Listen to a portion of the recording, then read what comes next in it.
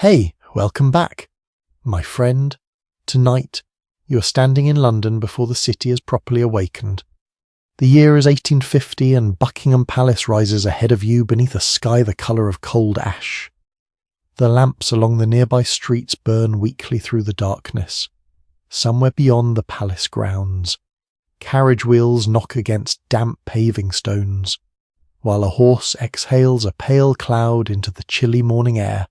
London smells faintly of wet earth, coal smoke, horses, and yesterday's fires. Behind those enormous palace windows, Queen Victoria is still asleep, but Buckingham Palace is not. So, before you get comfortable, take a moment to like the video and subscribe, but only if you genuinely enjoy what I do here. And while you settle beneath the blankets, tell me in the comments where in the world you're listening from, and what time it is there. There is something strangely comforting about imagining all of us scattered across different cities and different time zones, quietly wandering through Victorian London together. Now, dim the lights, and step through a palace entrance long before respectable society considers the day begun. Your first impression is not glitter, it is cold. The grand rooms of Buckingham Palace may eventually glow with firelight. Candles, polished furniture, uniforms, silk gowns, and gold decoration. But none of that warmth happens automatically.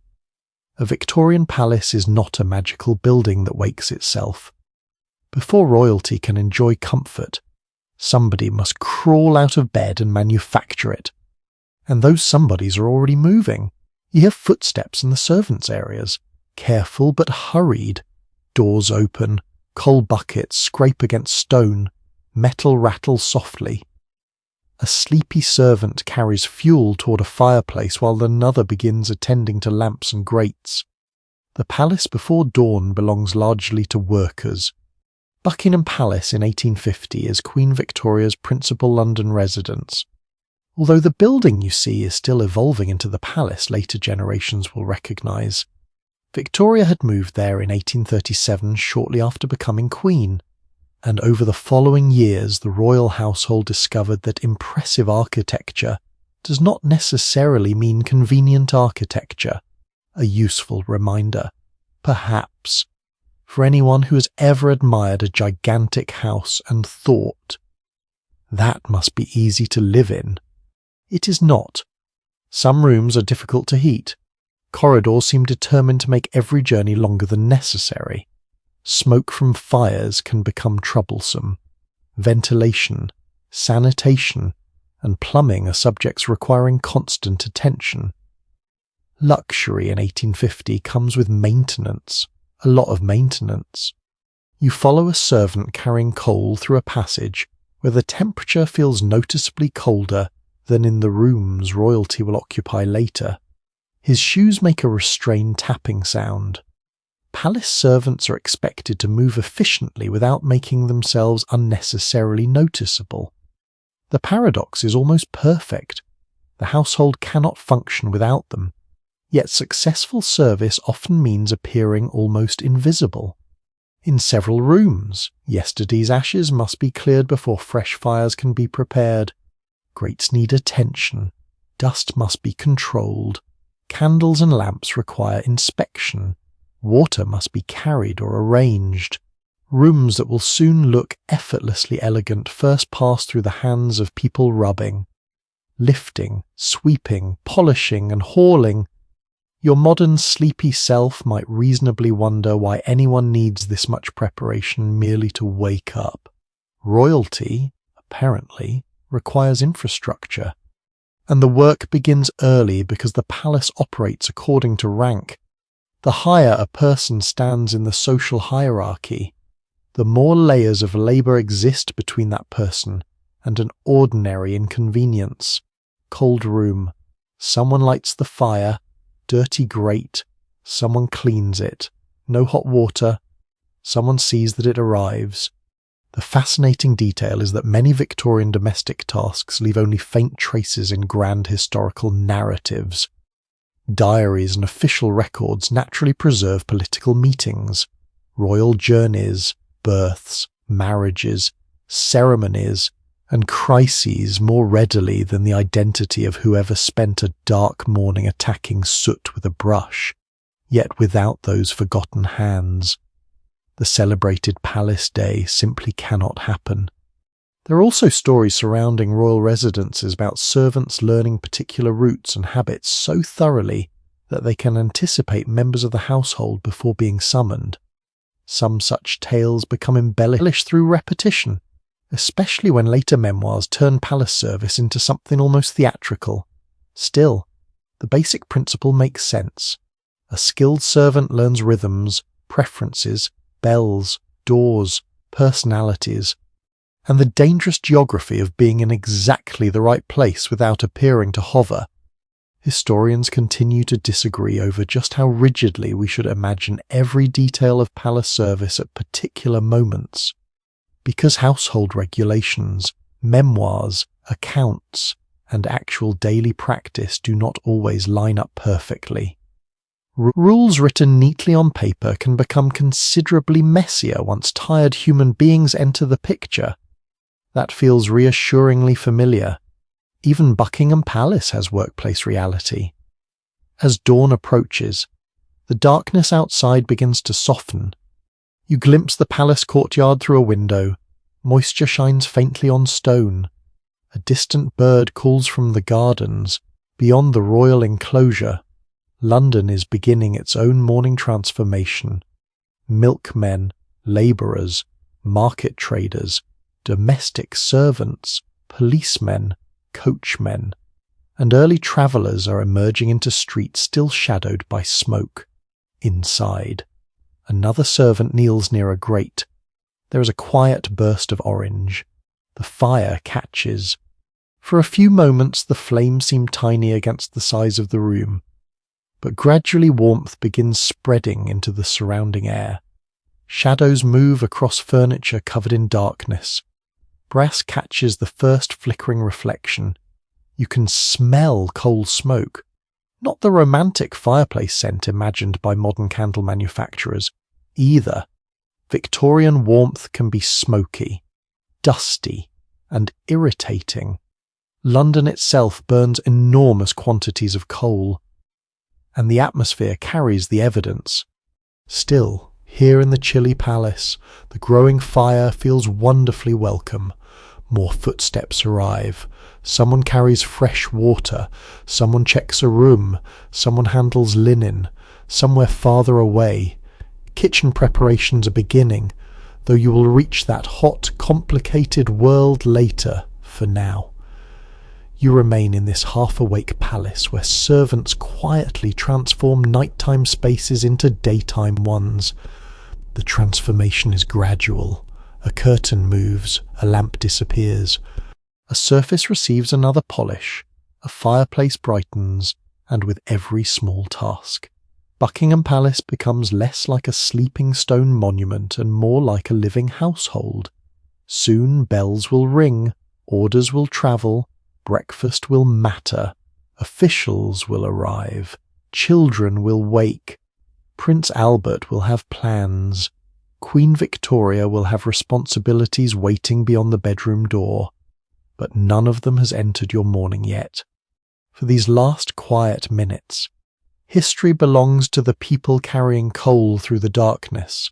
You follow them deeper into the service passages, where the ceilings feel lower, the decoration becomes simpler, and the polished fantasy of monarchy gives way to something warmer, noisier, and considerably more crowded, below stairs. The real machinery of the palace is beginning to stir. The farther you move from the ceremonial rooms, the more Buckingham Palace seems to change its personality. The carpets become less luxurious. The walls lose some of their decoration. Doors appear that a fashionable visitor might pass without noticing. Staircases turn tighter and more practical. The grand palace you imagined from the outside begins revealing another structure hidden inside it. A working maze built around the needs of hundreds of people. You hear that hidden world before you fully see it. A bucket touches stone with a dull knock. A door closes, someone murmurs an instruction. Footsteps approach, then vanish around a corner. From somewhere ahead comes the unmistakable clatter of metal utensils being arranged for the morning. You continue downward. The warmth changes too, near rooms where fires have recently been lit. The air carries coal smoke and heated dust. Elsewhere, passages remain cool enough that you instinctively pull your imaginary coat tighter around yourself. This is the palace below stairs, although the phrase suggests something much simpler than reality. Royal service in Queen Victoria's household is organised through a complicated hierarchy. Different departments oversee different parts of palace life, and the boundaries between duties matter. Senior household officers stand far above ordinary maids and labourers, while specialised servants perform jobs that modern households have either automated or completely forgotten. There are people concerned with food, people concerned with wine, people concerned with clothing, people concerned with fires, people concerned with lamps, people concerned with horses and carriages, people concerned with keeping rooms presentable enough that nobody important ever needs to wonder how they became presentable. Your own morning routine suddenly feels suspiciously efficient. You probably do not have an employee whose professional concern is whether your breakfast silver looks appropriately impressive. Queen Victoria does, as you turn into another service passage. You notice how carefully the architecture helps separate different worlds. Servants need to reach rooms quickly, yet their movements should interfere as little as possible with royal family members and prestigious visitors. Hidden stairs and secondary corridors allow work to circulate behind the visible palace. Imagine the building as a body. The staterooms and royal apartments are the face everyone sees. These corridors are the veins. Through them flow coal, water, linen, food, messages, servants, dishes, clothing, and information, especially information. A palace servant can learn an extraordinary amount simply by existing quietly near powerful people. Who visits whom? Which minister arrives unexpectedly? Whether the Queen appears cheerful? Whether Prince Albert seems irritated? Whether a dinner changes at short notice? Whether luggage is being prepared? Privacy becomes a complicated achievement when your household requires so many employees. One curious feature of elite Victorian domestic culture is the obsession with bells. Bell systems allow residents to summon servants from elsewhere in a large house, with different rooms connected to indicators that tell staff where attention is required. A bell sounds somewhere in the palace. Your modern instinct might be to ignore it. That would be a poor career decision here. Someone responds. The whole arrangement is wonderfully efficient by 19th century standards, although perhaps slightly alarming if you imagine spending your working life waiting for a wall to announce that somebody upstairs has suddenly remembered they want something, and wants it now. You pass a room where servants are already sorting objects needed for the day. Everything has its place, because disorder spreads quickly through a household this large. Buckingham Palace employs a substantial domestic establishment, but pinning down exactly how many people should be counted as palace servants at any particular moment is surprisingly difficult. Royal household appointments include individuals who may not sleep inside the palace, while other workers can be temporary, departmental, specialised, or attached to particular members of the family. Researchers have therefore debated how best to define the true size of the working palace community. Do you count only those regularly living and labouring within the building, everyone formally attached to the royal household, occasional workers, stable staff? The answer changes depending on where you draw the invisible line, for you, wandering these passages. The precise number matters less than the constant movement. People seem to be everywhere. A maid passes carrying linen. Another worker disappears through a doorway. A man moves carefully with a loaded tray. Someone farther down the corridor is speaking in a low voice about preparations upstairs. There is hierarchy even among the servants themselves. Senior staff may enjoy better accommodation, greater authority, higher wages, and more personal independence. Junior servants occupy a far more restricted world. Status follows you downward. It simply changes costume. This can create little kingdoms within the household.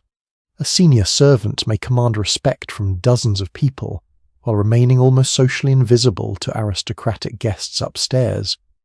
Victorian Britain adores hierarchy so much that even the people serving the hierarchy have their own hierarchy. You begin to understand why etiquette matters. A mistake is not merely inconvenient.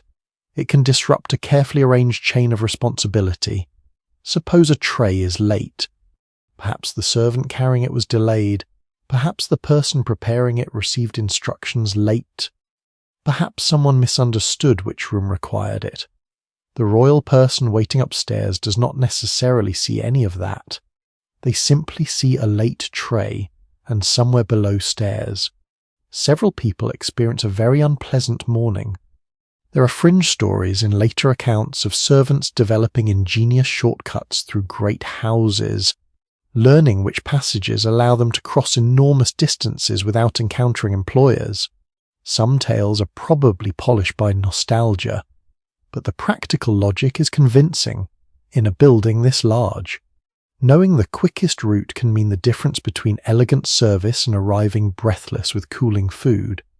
You try keeping pace. It is surprisingly difficult. The palace that looked orderly from outside now feels almost like a small town compressed beneath one roof. There are working zones and sleeping quarters, storage spaces and preparation rooms, formal areas and private corners. Supplies arrive from outside. Waste must leave. Fires consume fuel continuously. Clothing requires care. Boots require cleaning. Furniture gathers dust. Candles burn down. Food spoils. Water must move through the building. And humans, inconveniently, continue producing mess, royal humans included. A faint smell of soap reaches you near one passage, then gives way to coal and warm metal. Somewhere else there is bread. That smell catches your attention. Morning food preparations are gathering momentum. Yet the servants themselves do not simply float around nourished by duty. Their own meals and breaks must fit around the requirements of the household. The royal timetable shapes the working timetable below stairs. When the family changes plans, servants adjust. When visitors arrive, servants adjust. When a royal journey approaches, servants adjust. Flexibility flows mostly in one direction. Still, palace employment can offer prestige, wages, accommodation, connections, and a sense of belonging to an institution at the centre of national life. For some workers, royal service becomes a long career. For others, one suspects, the glamour wears thin somewhere around the 1,000th bucket of coal. The daylight outside strengthens. Now the service passages are fully awake. Voices sound more confidently. Doors move more frequently. The palace is shifting from preparation into routine. Above you, fires are warming bedrooms and sitting rooms. Curtains are being opened. Personal attendants are preparing for the moment when privacy gives way to ritual. Because waking up as Queen Victoria is not simply a matter of opening your eyes, stretching, and wondering whether you can remain under the blankets for another 10 minutes. There are clothes waiting, attendants waiting, children nearby, letters accumulating, a husband with his own schedule, and an entire household carefully arranging itself around the royal morning. You climb from the servants' world toward the private apartments, leaving the clatter below to continue without you. Ahead, behind guarded doors, Queen Victoria's household is beginning to wake. You climb toward the private apartments just as the character of the palace changes again. The sounds from below stairs soften behind you. Pots, buckets, brushes, and hurried instructions become distant murmurs. Up here, carpets absorb footsteps, doors are heavier. The air is warmer now because fires have been burning long enough to take the edge from the morning chill behind one of these doors. Queen Victoria is waking. In 1850 she is 30 years old, approaching her 31st birthday, and already the mother of 7 children. Another child, Prince Leopold, will arrive in 1853, followed by Princess Beatrice in 1857, eventually bringing Victoria and Albert's family to 9 children for the moment. 7 is quite enough to make the private palace resemble something between a royal residence and an extremely well-staffed nursery. You remain respectfully outside while attendants begin the intimate business of preparing a queen for the day. Victorian washing is not quite the dramatic ordeal sometimes imagined. Wealthy people certainly wash, and royal households have access to far greater quantities of warm water, clean linen, soap, basins, towels, and servants than ordinary London families. But the experience is still far removed from turning a silver tap and standing beneath an endless hot shower. Water must be heated. Water must arrive.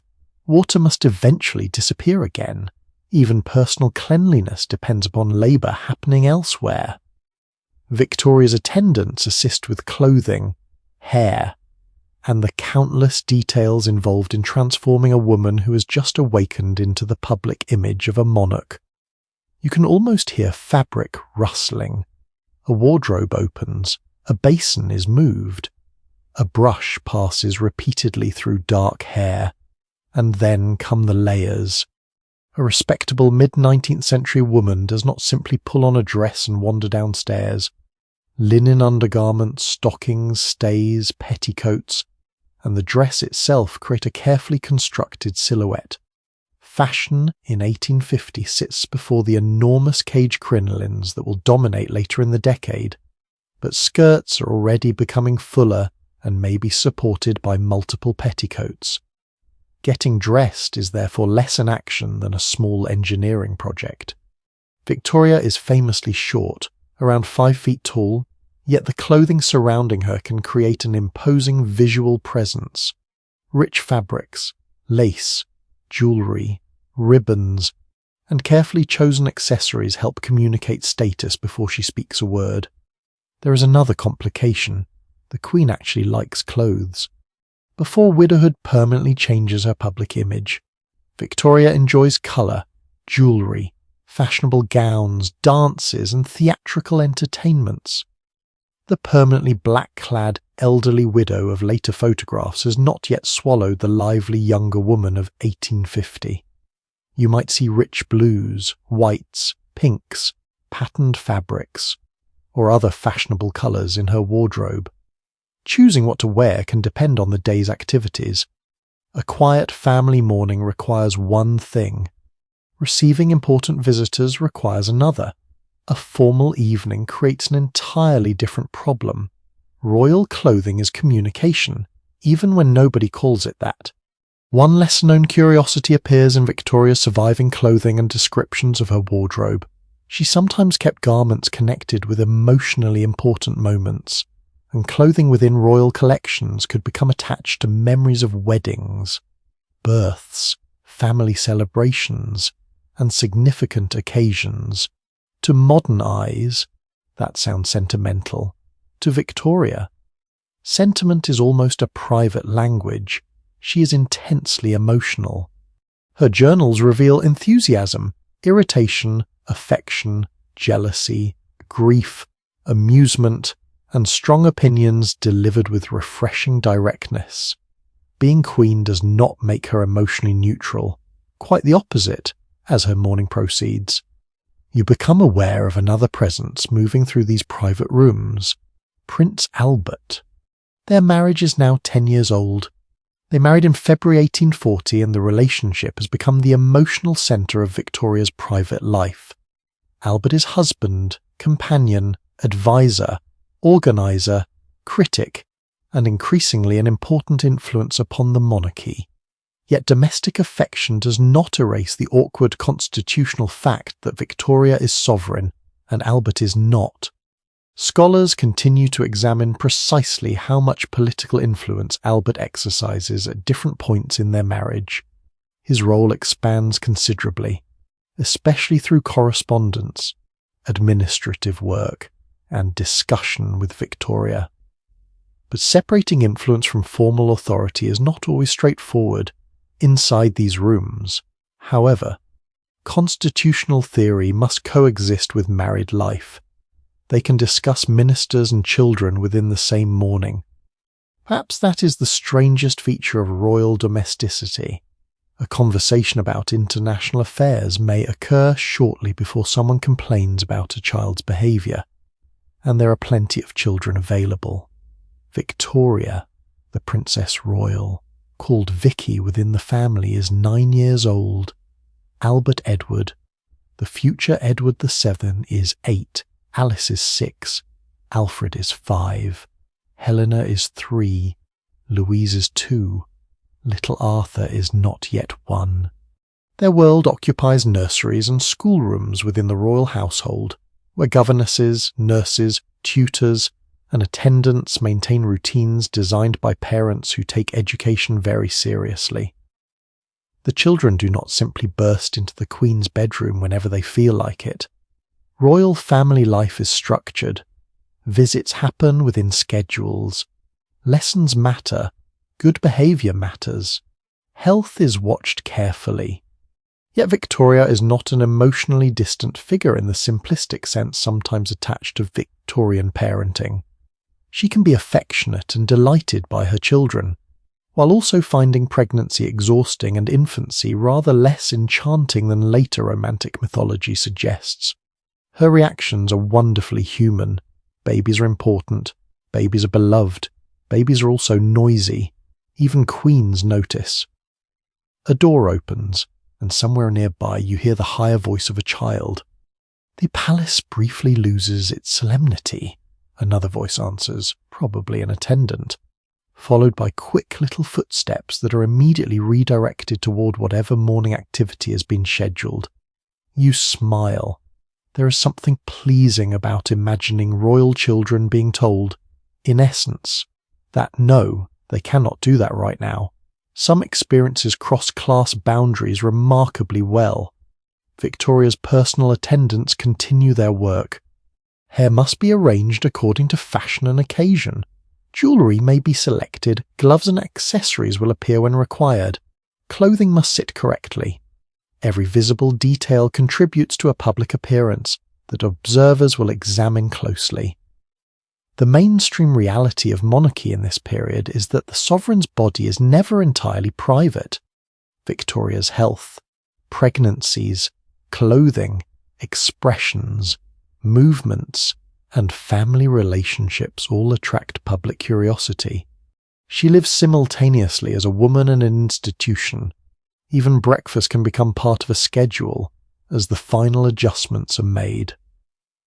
The palace outside these apartments has fully entered daylight. The grey morning now presses against tall windows. Smoke hangs over London beyond the grounds, blurring rooftops into the pale distance. Victoria is ready, not for a coronation, not for some dramatic national crisis, just for another day.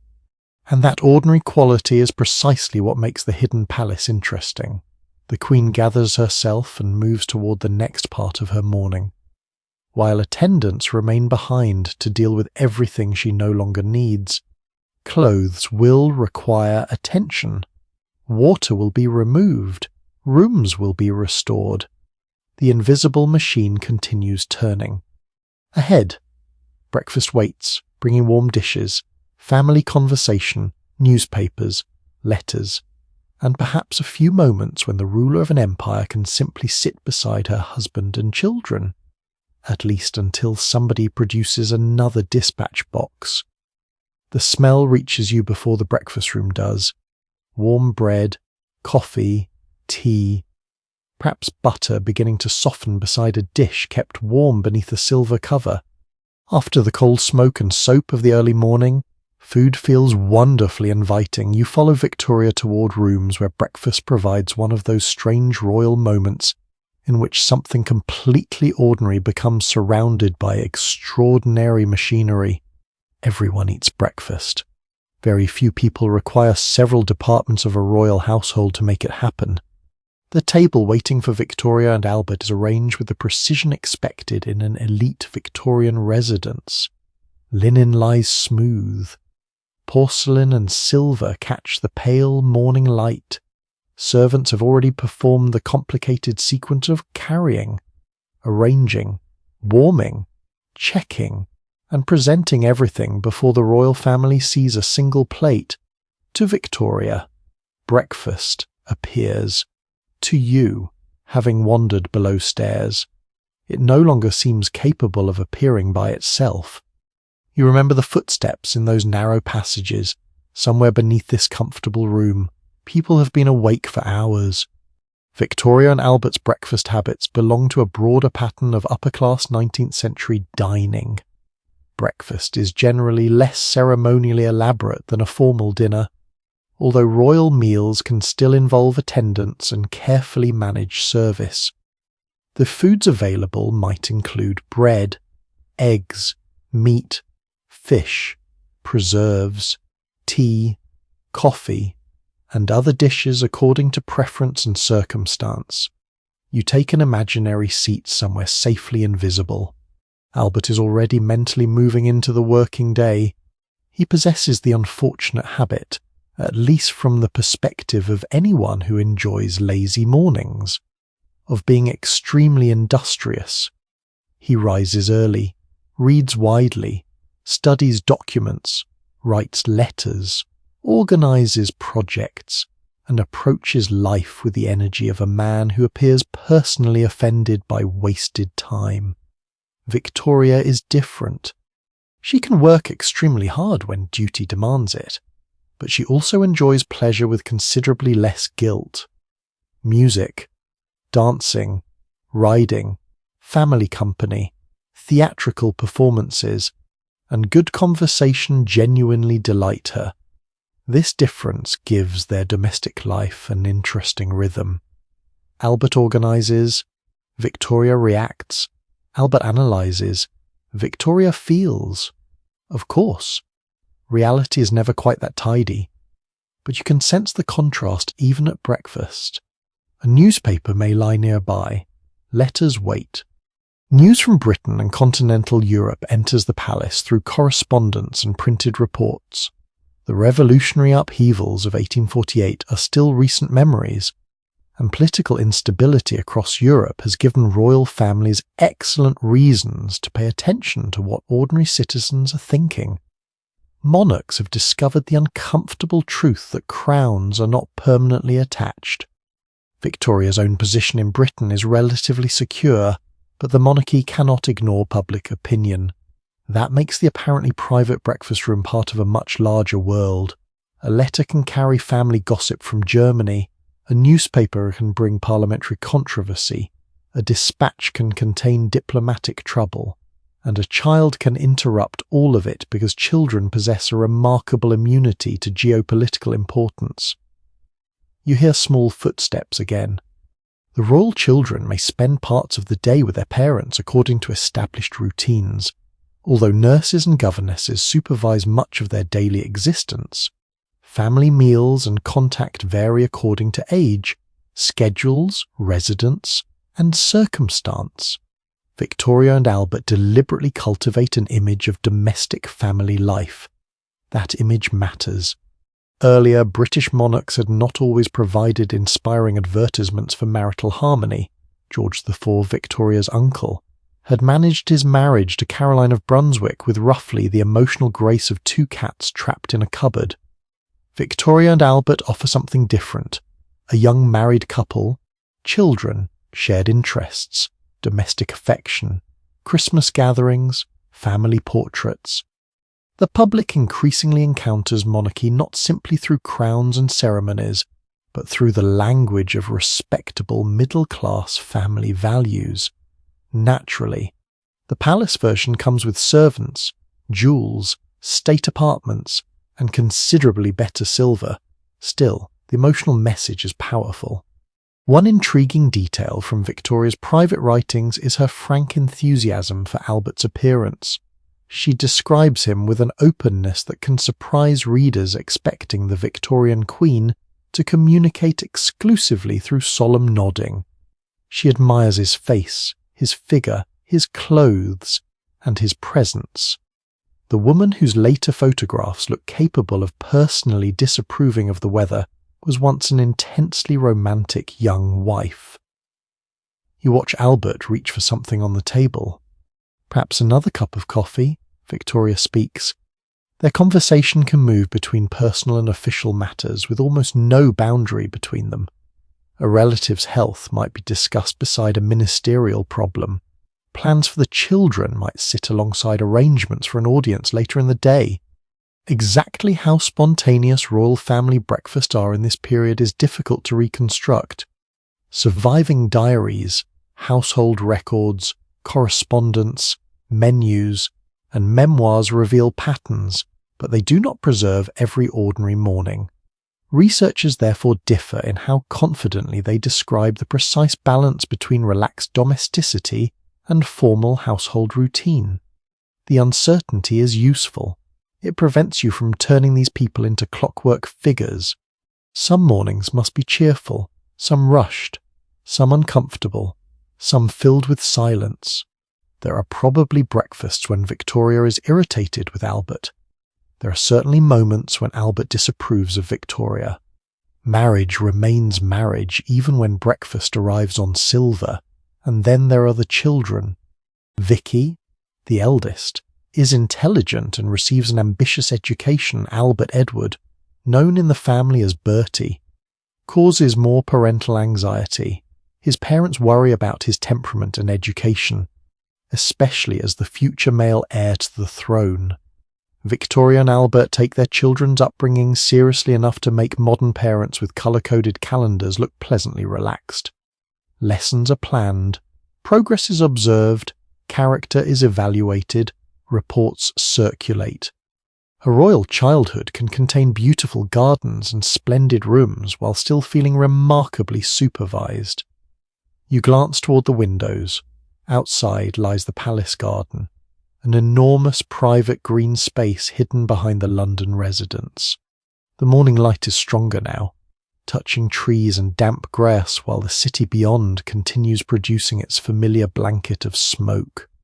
For a moment, breakfast seems peaceful. You hear porcelain touch a saucer. A spoon makes the faintest sound against a cup. Someone unfolds paper. This is not the spectacular monarchy of coronations and processions. It is domestic monarchy.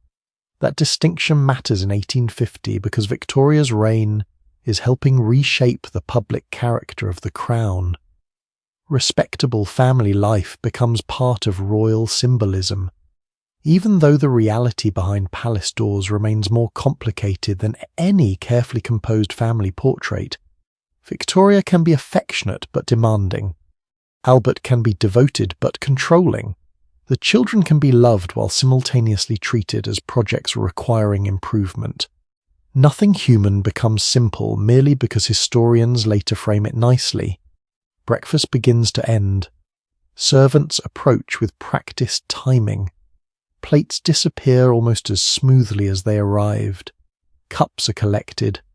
Crumbs that would remain on your own table until someone finally becomes annoyed enough to deal with them have a very short life expectancy here. Victoria rises. The comfortable domestic interval is narrowing. The children will return to their own routines.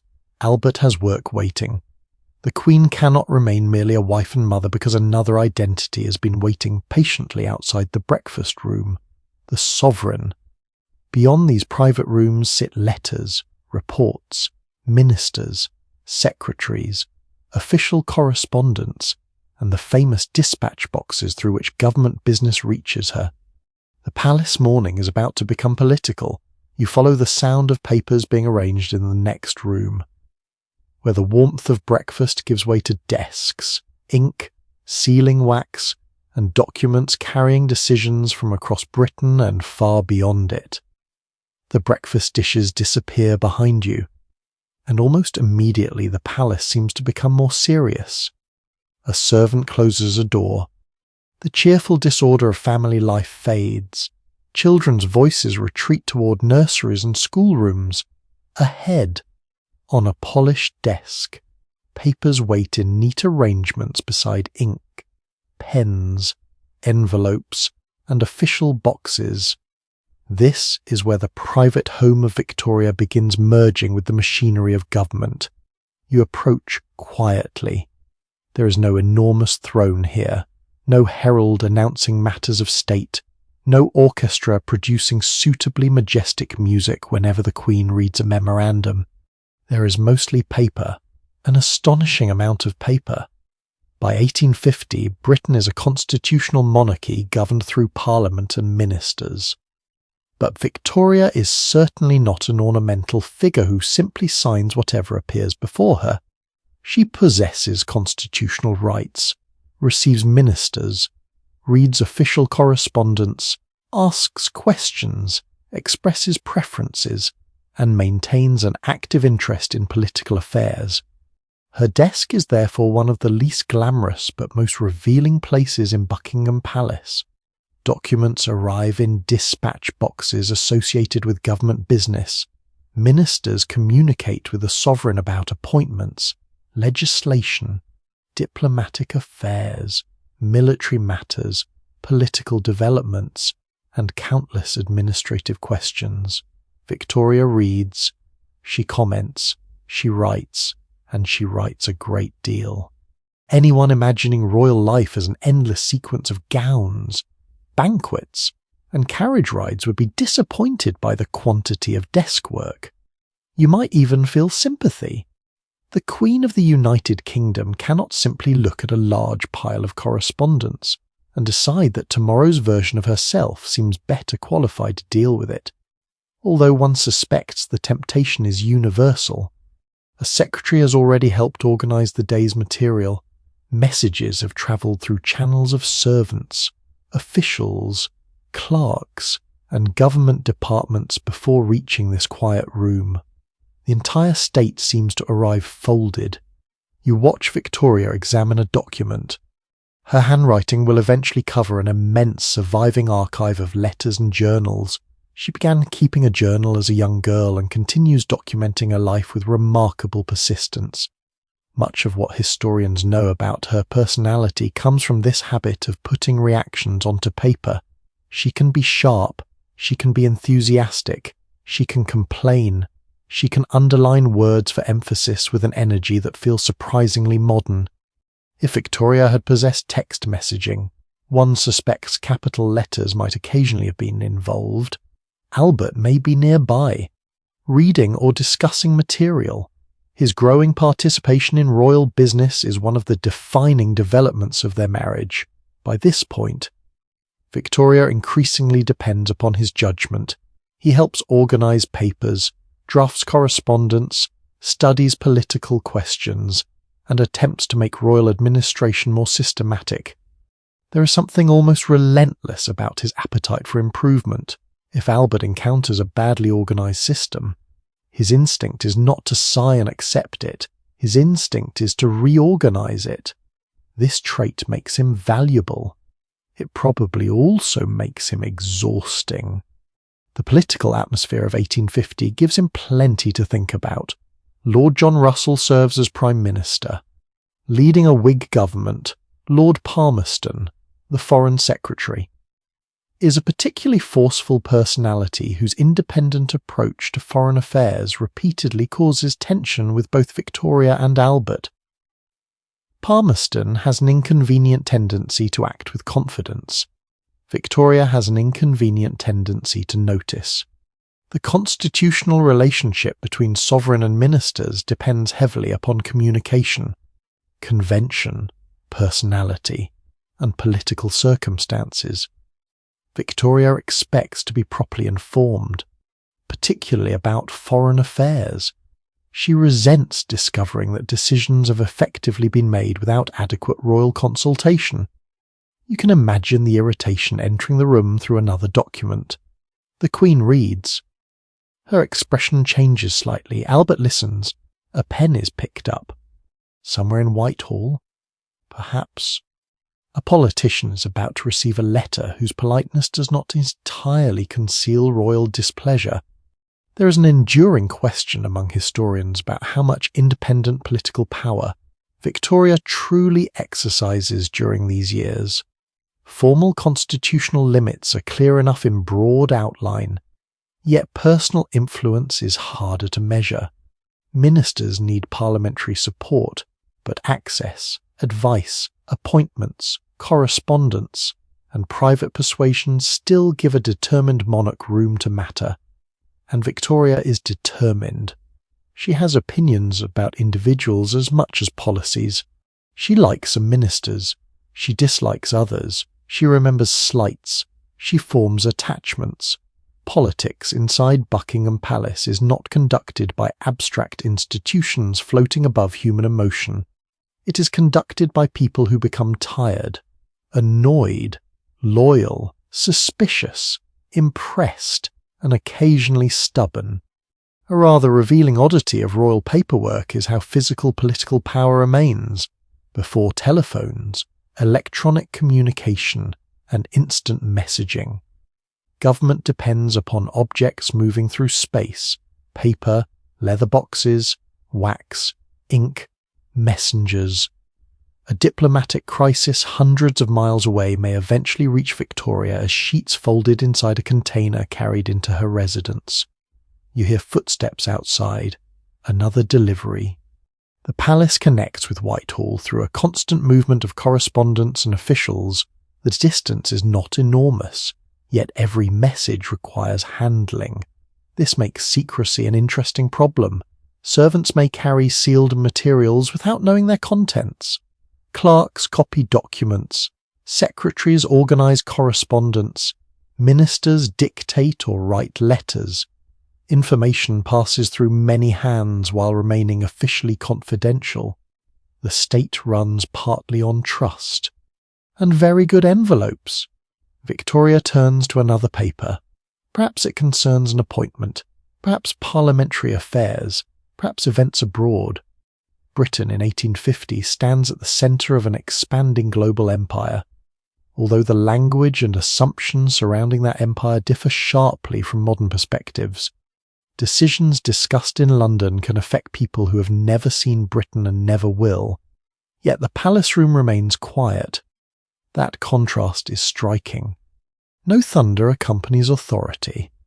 A decision affecting distant territories can begin with the scratch of a pen beside a warm fireplace. Albert's involvement introduces another layer. He is German-born, highly educated, intellectually ambitious, and sometimes viewed suspiciously by sections of British society. Early in the marriage, his exact position within public life had been awkward. He has no constitutional role equivalent to Victoria's, but proximity to the sovereign creates influence of its own. By 1850 he has become far more established, and one project increasingly absorbs his attention, the Great Exhibition. Plans are moving toward the enormous international exhibition scheduled for 1851 intended to display industry, manufacturing, technology, art, and invention from Britain and other nations. Albert strongly supports the enterprise. Soon there will be committees, designs, finances, criticism, logistics, and the extraordinary challenge of creating a building large enough to house the whole spectacle. But that lies just beyond today's pile of papers. For now, Victoria continues working. The fire settles with a soft crack. A clock marks the passing morning. Ink dries. Documents are folded. Responses begin travelling outward again. You realise that Buckingham Palace is not merely where the Queen sleeps. It is one of the places where monarchy interacts with government every ordinary day. Eventually Victoria sets aside another document. Albert gathers his own papers. His attention is already moving towards schedules, education, science, art, administration, and that ambitious exhibition taking shape in his imagination. You follow him from the Queen's working room as another dispatch box arrives behind you. The palace never seems to run out of paper, and Prince Albert, unfortunately for everyone trying to keep up with him, never seems to run out of plans. Albert leaves the Queen's working room carrying the unmistakable energy of a man who already has 3 more tasks waiting. You follow. The palace corridor is brightening with the late morning. Sunlight struggles through London's smoky atmosphere and falls softly across carpets and polished furniture. Servants move aside as the prince passes, then resume their work almost immediately. Albert does not seem particularly interested in wasting daylight. In 1850 he's 30 years old, the same age as Victoria, and has spent a decade trying to discover what useful role a prince married to a reigning queen is supposed to perform. It is a peculiar position. Victoria possesses constitutional authority. Albert possesses no equivalent office. He cannot simply become king because he married the queen, nor is he content to spend his life smiling at ceremonies and looking decorative beside her. So he builds a role through work. Education interests him, science interests him, music interests him. Agriculture, architecture, industry, military organization, art, administration, and technological progress all attract his attention. If you handed Albert a badly organized filing cabinet, he might regard it as a personal challenge. His desk reflects this restless curiosity. Letters wait beside reports and memoranda. Books and papers accumulate around projects that connect the palace to universities, learned societies, artists, engineers, manufacturers, politicians, and reformers. Albert believes improvement can be planned. That idea feels deeply characteristic of the age. Victorian Britain is expanding its railways, factories, cities, commercial networks, and scientific institutions at remarkable speed. Steam power is changing travel and manufacturing. Telegraph systems are shrinking the practical distance between cities. Industrial production fills shops with goods, while filling industrial districts with smoke. Progress looks magnificent from one window and considerably less magnificent from another. Albert tends to focus strongly on its possibilities, and in 1850 one possibility towers over the rest: an international exhibition. The idea has developed through discussions involving the Society of Arts, and figures including Henry Cole, Albert, as president of the society, becomes closely associated with the project. The Royal Commission for the Exhibition of 1851 is established in January 1850, turning an ambitious proposal into an enormous practical undertaking. The plan sounds almost absurdly optimistic. Bring together manufactured goods, machinery, raw materials, artistic objects, and innovations from Britain and countries around the world. Invite vast numbers of visitors. Place everything beneath one roof. Try not to bankrupt anyone. You can practically hear the committee meetings from here. Albert sees the exhibition as more than entertainment. It can encourage industry, design, international exchange, education, and peaceful competition between nations. Not everyone shares his enthusiasm. Critics worry about cost, crowds, foreign visitors, public disorder, and the location. Some fear the whole project will become an embarrassing failure. Victorian newspapers, reassuringly, are perfectly capable of worrying loudly. One especially entertaining strand of anxiety concerns the enormous number of foreigners expected to descend upon London. Rumours and exaggerated fears circulate about criminals, revolutionaries, and assorted suspicious outsiders. Apparently even an exhibition of decorative furniture can inspire national panic if you try hard enough. Albert continues anyway. You watch him examine papers connected with the developing scheme. The great building, later known as the Crystal Palace, does not yet dominate Hyde Park. In fact, during much of 1850, the question of exactly what structure should house the exhibition remains unresolved. Hundreds of designs are considered. Then Joseph Paxton enters the story. Paxton is best known as a gardener and designer of enormous glass houses for the Duke of Devonshire at Chatsworth. His experience with iron and glass structures helps inspire a radically different solution. A vast prefabricated building using standardized components.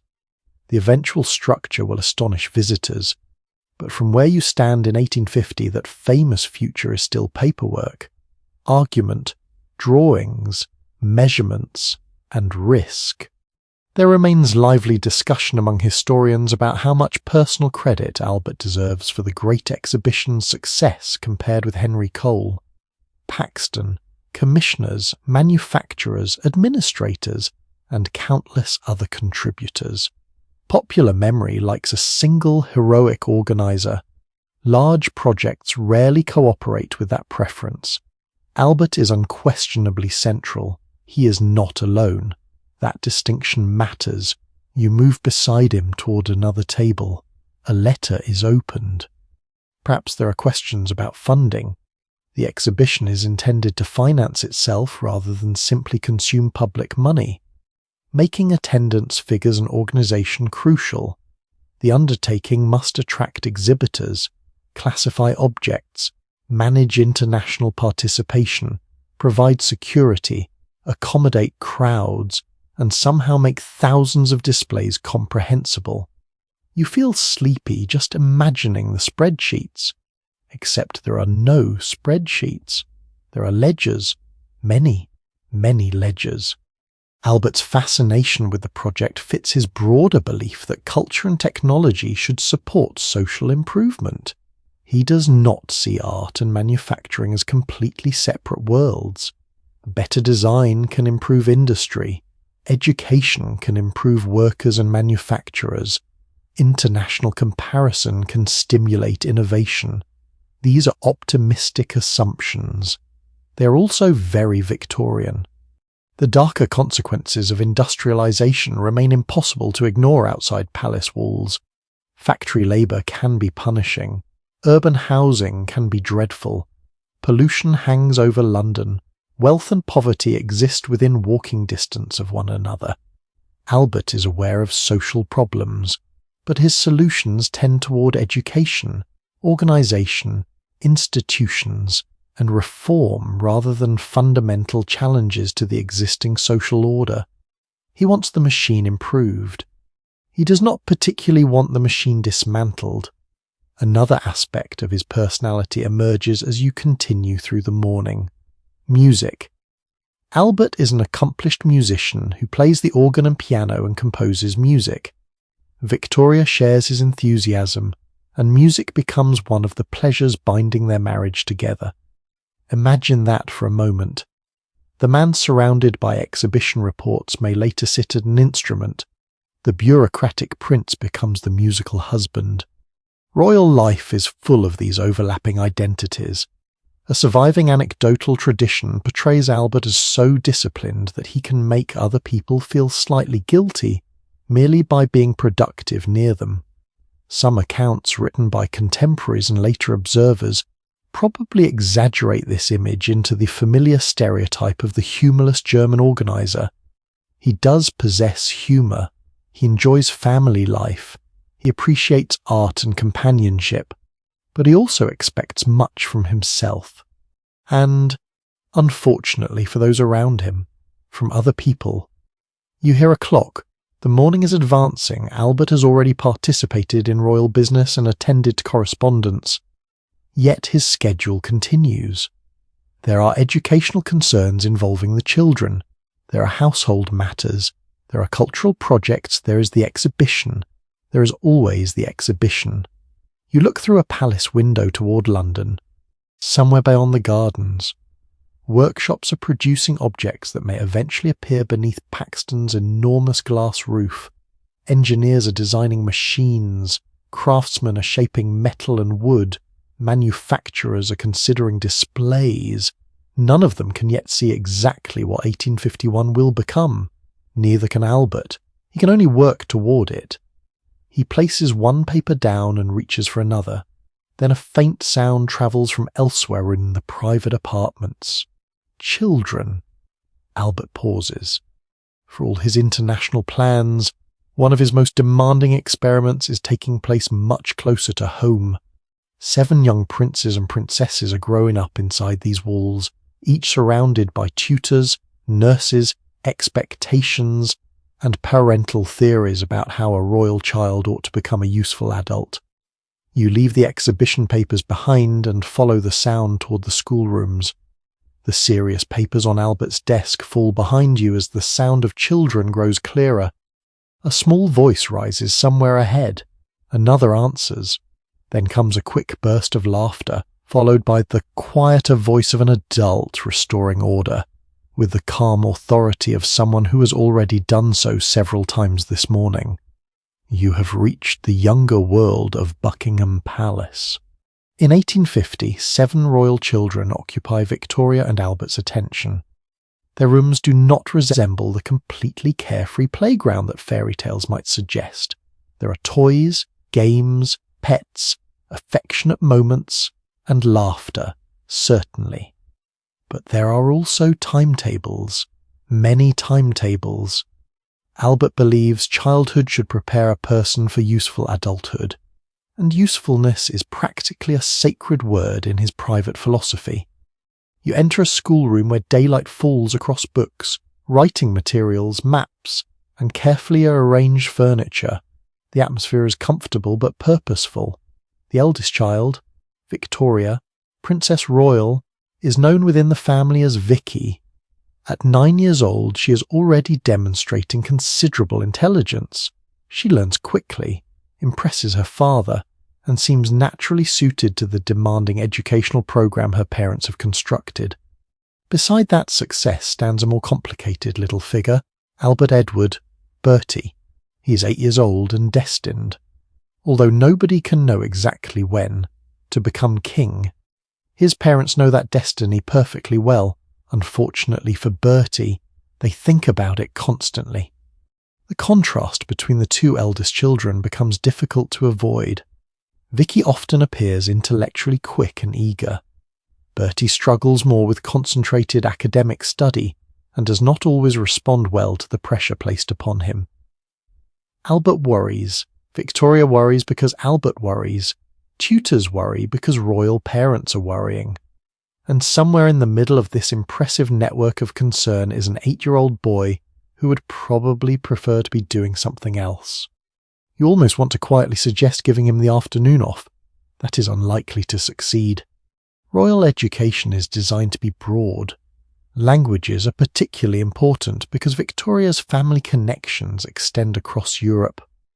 German has a strong place within family life through Albert and Victoria's maternal background. While French is essential to elite European society, history, geography, religion, literature, mathematics, drawing, music, and physical activities can all form part of a royal child's training as age permits. The children are not educated entirely together or according to one unchanging system. Their lessons develop as they grow, and different instructors enter their lives. The purpose reaches beyond knowledge. Character must be formed, self-control must be learned, duty must become instinctive. Albert wants his children to understand that privilege brings responsibility, a worthy idea, less relaxing when you are 8. You watch a lesson unfold, a page turns, a pencil scratches against paper, someone shifts impatiently in a chair. Outside the window lies a palace garden large enough to make concentration feel like an unreasonable demand. Imagine trying to study geography while knowing there are lawns, trees, ponies, and perhaps dogs somewhere beyond the glass. Even princes are vulnerable to windows. The younger children live more fully within nursery routines. Alice is 6, Alfred 5, Helena 3, Louise 2, and Arthur is still an infant. Nurses and attendants therefore remain essential figures in their everyday existence.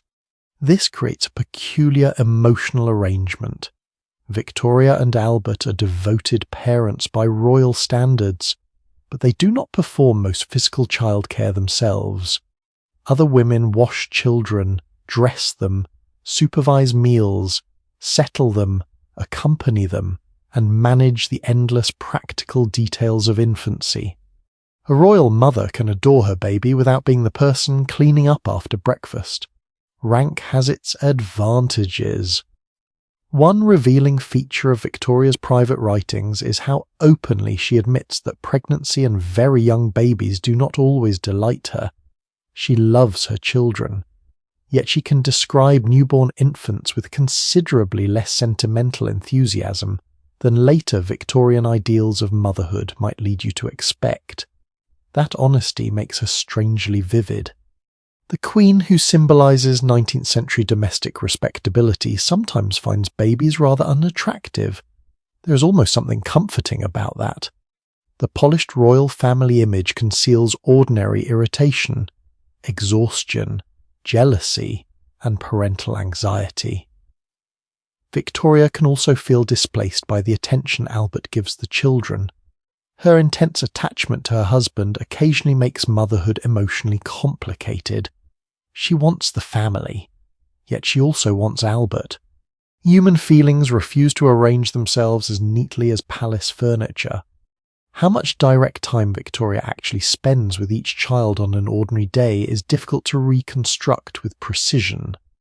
Diaries and correspondence record memorable encounters more readily than countless routine minutes, while later accounts sometimes interpret royal parenting through expectations belonging to their own eras. The surviving evidence leaves room for different readings of whether the children experience their parents primarily as affectionate figures, demanding authorities, or some shifting combination of both. Most likely, the answer changes from child to child, and from day to day, you move toward another room. Here the atmosphere is softer. Toys appear. A doll rests nearby. There may be picture books and small objects intended for amusement or instruction. Royal children receive magnificent gifts, yet some of their play remains surprisingly recognizable. Dolls, miniature objects, games, animals, stories. Children possess a wonderful ability to reduce social hierarchy to the important question of whether something is fun. The royal nursery also contains its own tiny politics. Older siblings command younger ones. Affections form. Arguments erupt. Someone wants an object currently possessed by someone else. A princess can have access to extraordinary wealth and still become furious because her sister has the interesting toy. One charming strand preserved in accounts of the royal family concerns the children's affection for animals. Dogs appear frequently around Victoria's domestic life. While ponies and riding become part of childhood recreation, animals offer companionship within a world where nearly every human interaction is shaped by rank. A dog does not care that your mother is queen. This may explain quite a lot about royal affection for pets. You hear laughter again. For a moment, the schoolroom discipline dissolves. Perhaps a lesson has ended. Chairs move. Small feet hurry toward freedom. An attendant reminds someone not to run. Someone runs anyway. You follow at a gentler pace. The children will eventually carry extraordinary futures beyond these walls. Vicky will marry into the Prussian royal family and become mother of the future German Emperor Wilhelm II. Bertie will wait decades before becoming Edward VII. Their siblings will marry into European dynasties, pursue military roles, support charitable causes, and become part of the sprawling network that earns Victoria the later nickname Grandmother of Europe. But none of that exists for them yet. Today, Vicky is 9. Bertie is 8. Alice is 6. The future has not hardened around them. They are simply children moving through a palace built for adults, and beneath every lesson, every polished shoe, every carefully planned hour, another network of servants is making their childhood possible. Clothes must be washed, rooms cleaned, food carried, fires maintained, toys repaired, beds prepared. The nursery door closes behind you, and once again you notice an attendant quietly restoring order after the royal children have passed. A cushion is straightened, A book is collected. Something abandoned on the floor is retrieved. You follow that worker toward the service corridor after spending the morning beside queens, princes, and future kings. It is time to meet the people who know precisely where their dirty stockings go. The abandoned toy disappears into an attendant's hand, and the nursery settles behind you. You follow her through a door that seems almost deliberately unimportant. Immediately, the palace changes again. The family rooms had space, decoration, and softness. Here the passages become practical. The carpet thins or vanishes. Walls are plainer. The sounds of labour return. A maid approaches carrying folded linen. She lowers her eyes, passes you, and disappears around a corner.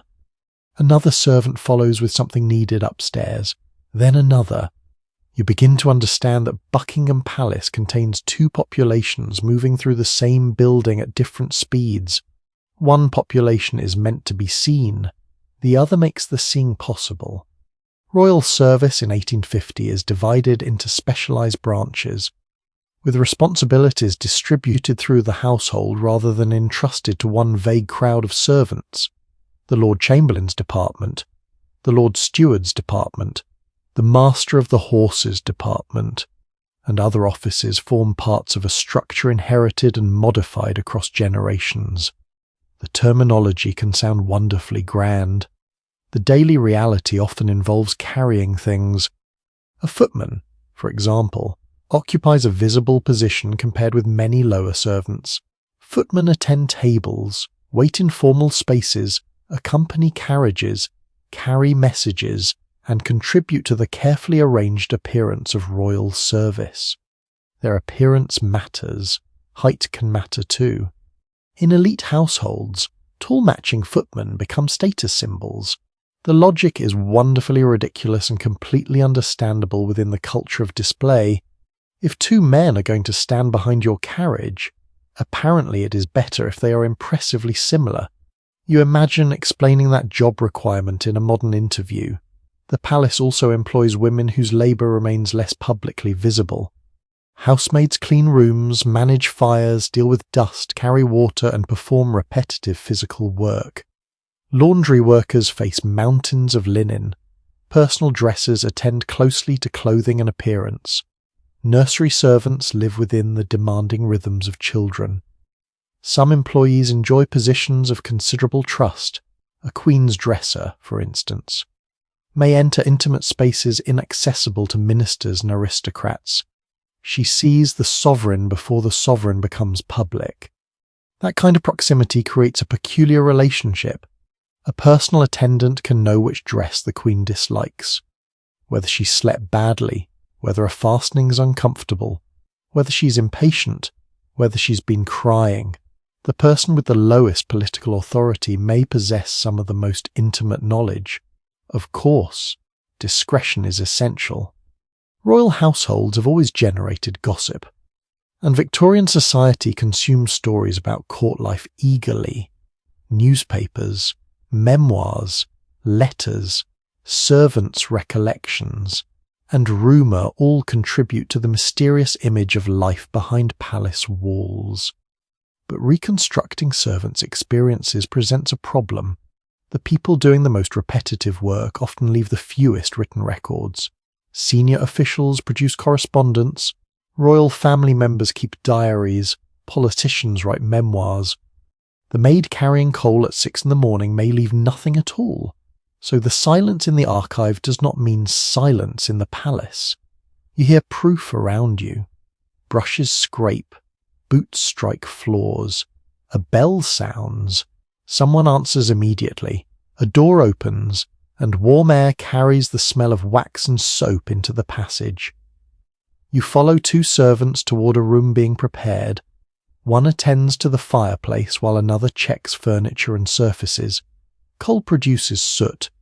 Candles produce residue. People bring mud. Fabric collects dust. Windows require cleaning. Silver tarnishes. Nothing stays magnificent without intervention. That may be Buckingham Palace's least romantic secret. Splendour is temporary. Dirt is extremely persistent. The servants work against it every day. Their schedules can be long. Early rising is common because rooms must be ready before their occupants need them. Evening duties continue until the household settles, and formal entertainment can extend working hours considerably. Yet service in the royal household carries prestige. A palace position may provide wages, accommodation, meals or allowances depending on rank and appointment, uniforms or working clothing in some roles, and the social distinction of serving the sovereign. For certain employees, royal service becomes a career lasting years or decades. Others leave. Illness, marriage, discipline, opportunity, exhaustion, or changes within the household can all redirect a servant's life. One small but revealing custom concerns gratuities and gifts. Royal servants might receive presents or financial recognition connected with special occasions, long service, marriages, jubilees, or departures. Though practices differ greatly according to position and period, such gifts could become treasured evidence that an otherwise ordinary worker had once belonged to the royal world. Imagine a small object sitting years later on a mantelpiece. To everyone else, it is simply silver or porcelain. To the former servant, it contains corridors, bells, hurried mornings, and faces now grown old. Not every palace story deserves equal confidence. However, later memoirs sometimes transform service into a world of perfectly rigid rules, whispered scandals, and constant proximity to royalty. Household records suggest impressive organization, but lived experience is harder to flatten into a single pattern. Rank, department, residence, and individual personality all shape what service actually feels like. The Buckingham Palace remembered decades afterward may also become tidier, stranger, or more dramatic in memory than it was on an ordinary Tuesday. That ordinary Tuesday is what you're trying to catch. You turn another corner. A footman waits near a doorway with practiced stillness. He may remain motionless for long periods and then suddenly be required to act immediately. Waiting itself becomes labour. You recognize the strange contradiction from modern jobs. You must always be ready, but please do not look as though you are doing nothing. Farther down, a maid carries a heavy container with both hands. Her work has none of the graceful stillness expected from the footman. Physical strength matters here. Royal comfort weighs a surprising amount. Coal weighs something. Water weighs something. Laundry certainly weighs something. And every pound must move through corridors that were not designed with elevators. You descend a staircase with her. The temperature rises gradually. The smell changes. At first you notice smoke. Then something richer. Fat warming in a pan, bread. Perhaps stock simmering somewhere beyond a thick door. The kitchen departments are entering the serious work of the day. Servants hurry past carrying supplies. Metal strikes metal. Voices become louder because there is little point whispering politely at a saucepan. The palace above may preserve the illusion of effortless service, but down here nobody is pretending that dinner floats onto porcelain through royal enchantment. Someone has to prepare it, someone has to roast it, someone has to bake it, someone has to carry it through this enormous building before it gets cold. You pause outside the kitchen door. Heat escapes around its edges. Behind it waits another hidden kingdom, one ruled not by Victoria, but by clocks, knives, ovens, copper pans, and the terrifying knowledge that royalty expects lunch whether the sauce cooperates or not.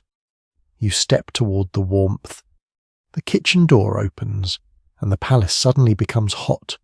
Not pleasantly warm, hot, after the cool corridors. The change wraps around you almost physically. Fires burn inside ranges and ovens. Steam rises from pots. Copper catches the restless glow of flames. The air smells of bread. roasting meat, vegetables, smoke, herbs, hot metal, and several other things you cannot immediately identify. This is not the silent Buckingham Palace of polished drawing rooms. Here, people talk. Pans knock, knives strike boards, a lid rattles. Someone calls for an ingredient and receives an answer from somewhere beyond your view. You step carefully aside. The kitchens of a royal residence operate on a scale closer to a professional institution than an ordinary home. Food must be prepared not merely for Victoria, Albert, and their children, but for guests, attendants, officials, and numerous members of the household according to their rank and duties. Not everyone eats the same food, not everyone eats in the same place, and certainly not everyone eats from the same plates. Hierarchy survives even when everyone is hungry. The royal household's food preparation is traditionally divided among specialized departments. Different branches can handle areas such as the main kitchen, confectionery, pastry, wine, and other provisions. Titles and precise arrangements change over time, but specialization is essential when feeding a court. You watch a cook bend over a preparation with intense concentration. Nearby, another worker handles meat. Someone else works with dough. The scene looks chaotic until you notice that everyone seems to know where to stand. That is the secret. A large kitchen cannot depend on people improvising politely around one another. Tasks are divided, ingredients prepared, fires managed, and dishes timed so that several components reach the dining room in acceptable condition. Timing is especially cruel. Buckingham Palace is large. The dining rooms are not necessarily conveniently adjacent to the ovens. A beautifully cooked dish can begin losing heat the moment it leaves the kitchen, so servants must coordinate cooking with carrying. Your modern takeaway arriving slightly lukewarm suddenly seems less offensive. At least nobody had to carry it through a royal corridor while maintaining perfect posture. You move nearer one of the work tables. The ingredients available to Victoria's cooks reflect Britain's wealth and international trade. Meat, fish, poultry, vegetables, fruits, spices, sugar, tea, coffee, wines, and imported delicacies can all appear within elite dining. Season matters. Although wealthy households possess more ways to extend availability than poorer families, glass houses, preserved foods, imported produce, and carefully managed estates help put unusual ingredients on privileged tables. Pineapples offer a famous example of luxury becoming display. By the 19th century they are more accessible than in earlier generations, but they still carry associations with wealth and horticultural skill. A spectacular fruit might serve almost as decoration before anyone thinks of cutting it. Imagine being a pineapple and discovering that your primary job is social prestige. The Victorians can make even fruit hierarchical. A cook moves past you with a pan, you retreat quickly. The kitchen staff cannot afford sleepy wandering visitors. Their work is physically demanding. Fires require constant attention. Heavy pots must be lifted. Meat must be butchered and prepared. Vegetables need washing and cutting. Bread and pastry demand careful timing. Surfaces must remain workable despite heat, grease, ash, scraps, and relentless activity. There is no refrigerator humming quietly in a corner. Food preservation depends upon older methods and carefully managed storage. Ice is available to wealthy households, and ice houses allow winter ice or commercially supplied ice to be stored for later use. Cool cellars, salting, smoking, pickling, drying, preserving with sugar, and rapid consumption all help manage perishability. Still, freshness requires planning. Milk turns, meat spoils, fish becomes unforgiving. A royal kitchen may possess impressive resources, but bacteria remain deeply unimpressed by monarchy. The question of exactly what Victoria eats on a completely typical day is more slippery than surviving formal menus suggest. Grand dinners leave records because they are grand. Routine meals can be less thoroughly documented, and tastes change across years, pregnancies, residencies, health, and circumstance. Later descriptions of Victoria's appetite also tend to focus on the older queen, making it risky to project every famous habit backward onto the 30-year-old woman of 1850. What you can safely imagine is variety and abundance. Victoria is known for eating quickly, a habit that can create problems during formal meals because etiquette often follows the sovereign's pace. If the queen finishes a course, servants may begin clearing. That is unfortunate if you are a slow guest. You might be halfway through an excellent dish when royal efficiency removes the opportunity. There are worse constitutional systems, perhaps, but this one seems particularly unfair to dessert. The cooks, meanwhile, receive none of the leisurely atmosphere enjoyed by diners. You follow the preparation of a dish from work table towards service. It is arranged carefully. Presentation matters. The Victorian elite appreciate visual abundance at table. Formal dining can involve elaborate arrangements of dishes, decorative centerpieces, silver, flowers, porcelain, and carefully constructed desserts. French culinary influence remains powerful in aristocratic and royal cooking. French terminology, techniques, and chefs carry prestige throughout elite European dining culture. So the British monarchy may sit in London while eating food shaped by continental fashion. Albert, of course, brings his own German background into the household as well. Royal tables quietly reveal international connections long before anyone begins discussing diplomacy. A tray is prepared. Now comes the journey. Servants receive dishes and begin carrying them from the working world toward the dining rooms. You follow. The heat decreases as you leave the kitchens. Noise fades behind you. Once again, the palace performs its magic trick. Clattering preparation becomes silent presentation. A servant carrying food cannot arrive looking as though he has just escaped an oven. Even if that is essentially what happened, he moves steadily, through a passage, around a corner, upward. The dish travels farther than seems reasonable. You begin appreciating why warming equipment and coordinated service matter. Behind you.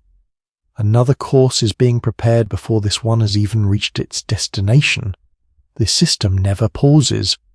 Kitchen workers also have their own meals to consider, though these occur according to household routines rather than royal convenience being adjusted around them. Staff dining reflects rank and department, with senior servants often enjoying conditions quite different from junior workers, even below stairs. The question, "Where do I sit?" can reveal your place in the world. Back in the kitchen, scraps and leftovers create another small economy. Practices vary, but usable food can be redirected within household consumption rather than automatically discarded. Bones can contribute to stocks. Drippings have value. Bread can be reused. A competent kitchen understands that yesterday's remains may become today's ingredient. Nothing romantic about it, just practical housekeeping on a very large scale. You return briefly to the doorway and look back. Steam hangs in the warm air. A cook wipes his hands. Another checks an oven. Copper vessels shine from repeated cleaning.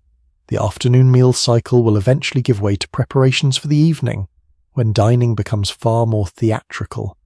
But before candles illuminate silver and glass, the palace itself must be made ready. Every room that guests admire must be dusted. Every grate must behave. Every polished surface must survive another assault from London soot. You leave the cooks to their fires and follow a housemaid carrying brushes and cloths toward the stairs. Up above, hundreds of rooms are waiting, and dust, unlike royalty, never takes the day off. You follow the housemaid away from the kitchen heat, watching the brushes and folded cloths balanced against her arm. The smell of cooking slowly fades. Cooler air meets you on the staircase by the time you reach the upper corridor. The atmosphere has returned to that familiar mixture of coal smoke, wax, fabric, and faint dampness that seems to settle into every enormous Victorian building. The maid does not stop to admire anything. That magnificent table, dust it. That expensive chair, move it carefully. That elaborate fireplace, clean around it. That enormous carpet stretching across the room. Congratulations. It collects dirt too. Buckingham Palace may represent royal magnificence, but magnificence produces an extraordinary amount of housework. You enter a room after its occupants have left. Daylight reveals what candlelight politely conceals. Fine particles sit on surfaces. Ash remains around the grate. Small marks interrupt the floor's polished appearance. London itself is partly responsible. By 1850, the capital burns huge quantities of coal in homes, factories, workshops, and commercial buildings. Smoke settles over streets and works its way into houses. Soot reaches curtains, walls, windows, furniture, clothing, and lungs. The palace has gardens and open space around it, but it cannot escape the city's atmosphere. A window is cleaned for a few moments. The outside world becomes clearer. Then London begins preparing the next layer. You kneel beside the maid as she attends to the fireplace. Fireplaces demand constant labour. Coal must arrive before a fire can burn. Ash and clinker must leave afterward. Grates need cleaning. Surrounding surfaces gather soot. Multiply that by room after room, then multiply again through winter. Suddenly the royal household begins to look less like a fairy tale and more like an extremely complicated heating company. The maid's hands tell you more about palace life than the gilding does. Cleaning is repetitive physical work, bending, lifting, carrying, scrubbing, polishing, sweeping, and climbing stairs continue throughout the day. There are no lightweight cordless vacuum cleaners waiting in cupboards. Carpets may be swept or brushed, while deeper cleaning requires far more effort. Rugs can be taken up and beaten. Floors need sweeping and washing according to their material. Furniture requires dusting and polishing, and then there is wax. Victorian households use wax preparations for furniture and floors, producing the polished surfaces that look so effortless in paintings and restored interiors. Effortless is doing heroic work in that sentence. You move into another room. A servant works on metal fittings. Brass and silver demand attention because oxidation does not recognize aristocratic privilege. Various cleaning powders and compounds are used, some commercial and some prepared according to household recipes. Victorian cleaning substances can be surprisingly aggressive. Sand, brick dust, whitening, turpentine, acids, alkalis, and other materials appear in 19th century cleaning advice for different surfaces. Not every substance would be used everywhere. Of course, and experienced servants need to know what will clean an object without destroying it. The palace contains expensive lessons for anyone who guesses incorrectly. Imagine explaining that you have accidentally removed the finish from royal furniture. Perhaps best not. A bell sounds somewhere outside. The maid barely reacts. Another servant will answer if it belongs to that person's responsibility. This division of labour matters because a large household cannot function if everyone responds to everything. Duties overlap occasionally, but rank and department establish expectations. The housemaid continues. Now you notice the windows. Large windows provide light and grandeur while quietly creating another cleaning problem. Glass gathers grime, especially in a smoky city. Reaching high panes can require ladders, equipment, and considerable confidence. Outside, the palace facade presents symmetry. Inside, somebody is balancing awkwardly because symmetry has windows. A less elegant subject waits farther down the corridor. Chamber pots. Yes, Buckingham Palace contains them. Royal architecture does not abolish the human body. By 1850, sanitation in elite residences is changing. Water closets exist and technological improvements are spreading, particularly among wealthy households. But plumbing remains far from the standardized modern system you know. Buckingham Palace itself experienced complaints and improvements concerning ventilation, drainage, heating, and sanitary arrangements during Victoria's occupation. The precise condition of every bathroom and water closet at every stage of the palace's 19th century development is difficult to pin down. Renovations happen, technologies evolve, and later improvements can easily be projected backward when people imagine the building. Household accounts tell part of the story, architectural plans another, while personal complaints occasionally reveal failures that official descriptions politely overlook, so you resist imagining either extreme. This is not a medieval castle where everyone casually empties waste from windows, nor is it a modern, luxury hotel with flawless plumbing hidden behind marble. It occupies the awkward, fascinating middle. Water has to be managed, waste has to be managed, and servants perform much of the unpleasant management. One particularly Victorian solution to unpleasant smells involves scent. Flowers, perfumes, scented waters, potpourri, and aromatic preparations can sweeten rooms. Ventilation also matters enormously. Although opening windows in London introduces fresh air along with smoke, street odours, and whatever else the capital happens to be producing, fresh is a relative term. You pass a vase of flowers. Their fragrance briefly defeats the coal. It is a small victory. Another room awaits. Here curtains require attention. Heavy textiles trap dust and odours. Upholstery does the same. Bedding must be aired and changed. Linen travels between rooms and laundry facilities in a constant cycle. Beds themselves require considerable care. Mattresses may contain horsehair, wool, feathers, or other materials depending on construction and quality. Featherbeds and pillows need shaking and airing. Bed frames require inspection and cleaning. There is also the Victorian fear of insects.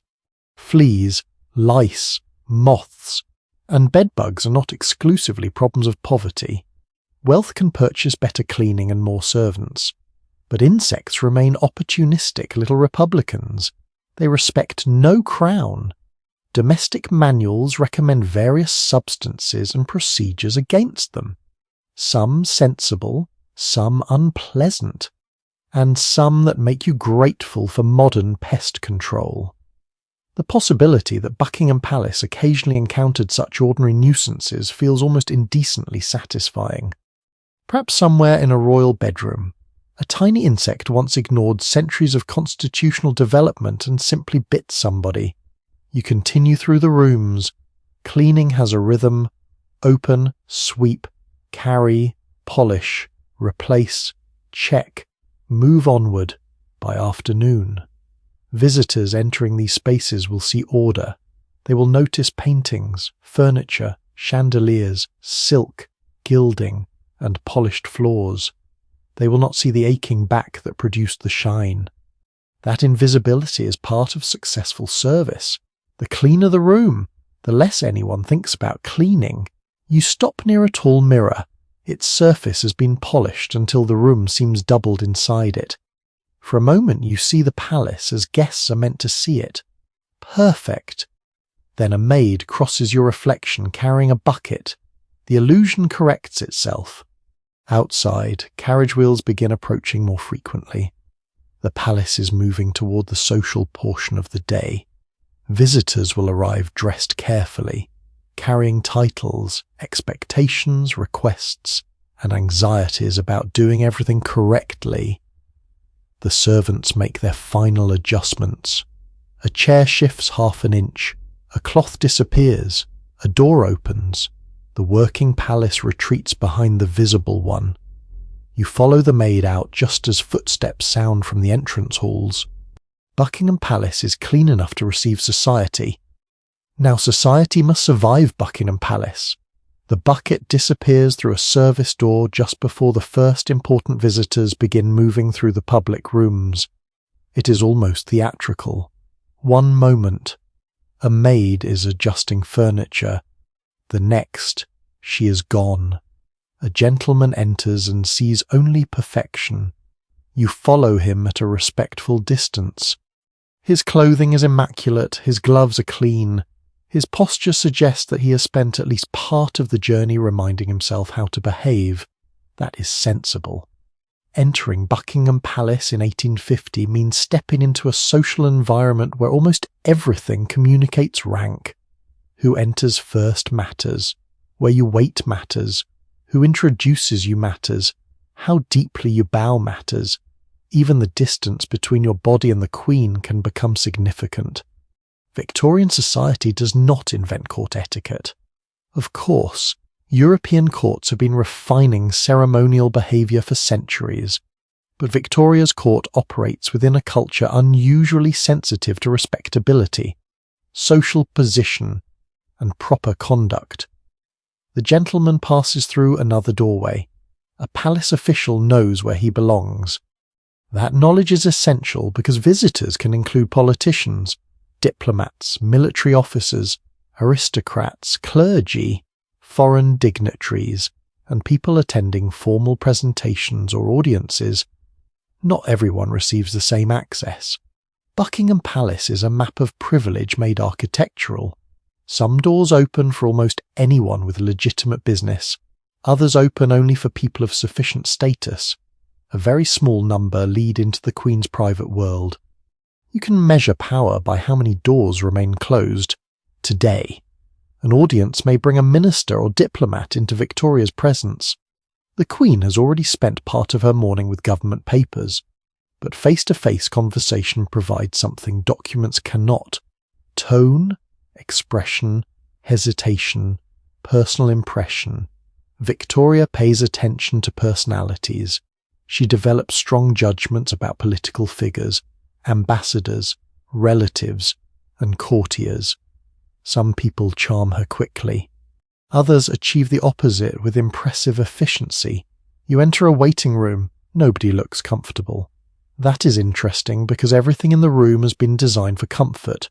The chairs are fine, the carpet is thick, the temperature is reasonable, but etiquette can make even a luxurious chair feel like an examination desk. A visitor reviews the expected procedure internally. Do not speak too freely. Do not turn your back carelessly. Do not forget the bow. Do not behave as though meeting the Queen is something you do every Thursday. Court presentations, particularly those involving young aristocratic women entering society, develop elaborate customs during Victoria's reign. Dress regulations become detailed, and the physical performance of presentation can be intimidating. A woman presented at court might need an elaborate gown, train, feathers, veil, gloves, and carefully arranged hair according to the requirements of the period and occasion. The famous court feathers eventually become one of the most recognizable details of presentation dress. Trying to appear graceful while wearing formal clothing and remembering ceremonial movements requires practice. There are accounts from the wider culture of women rehearsing bows and movements before attending court, sometimes worrying intensely about tripping over trains or making an embarrassing mistake. Imagine preparing for weeks only to step on your own dress in front of the sovereign.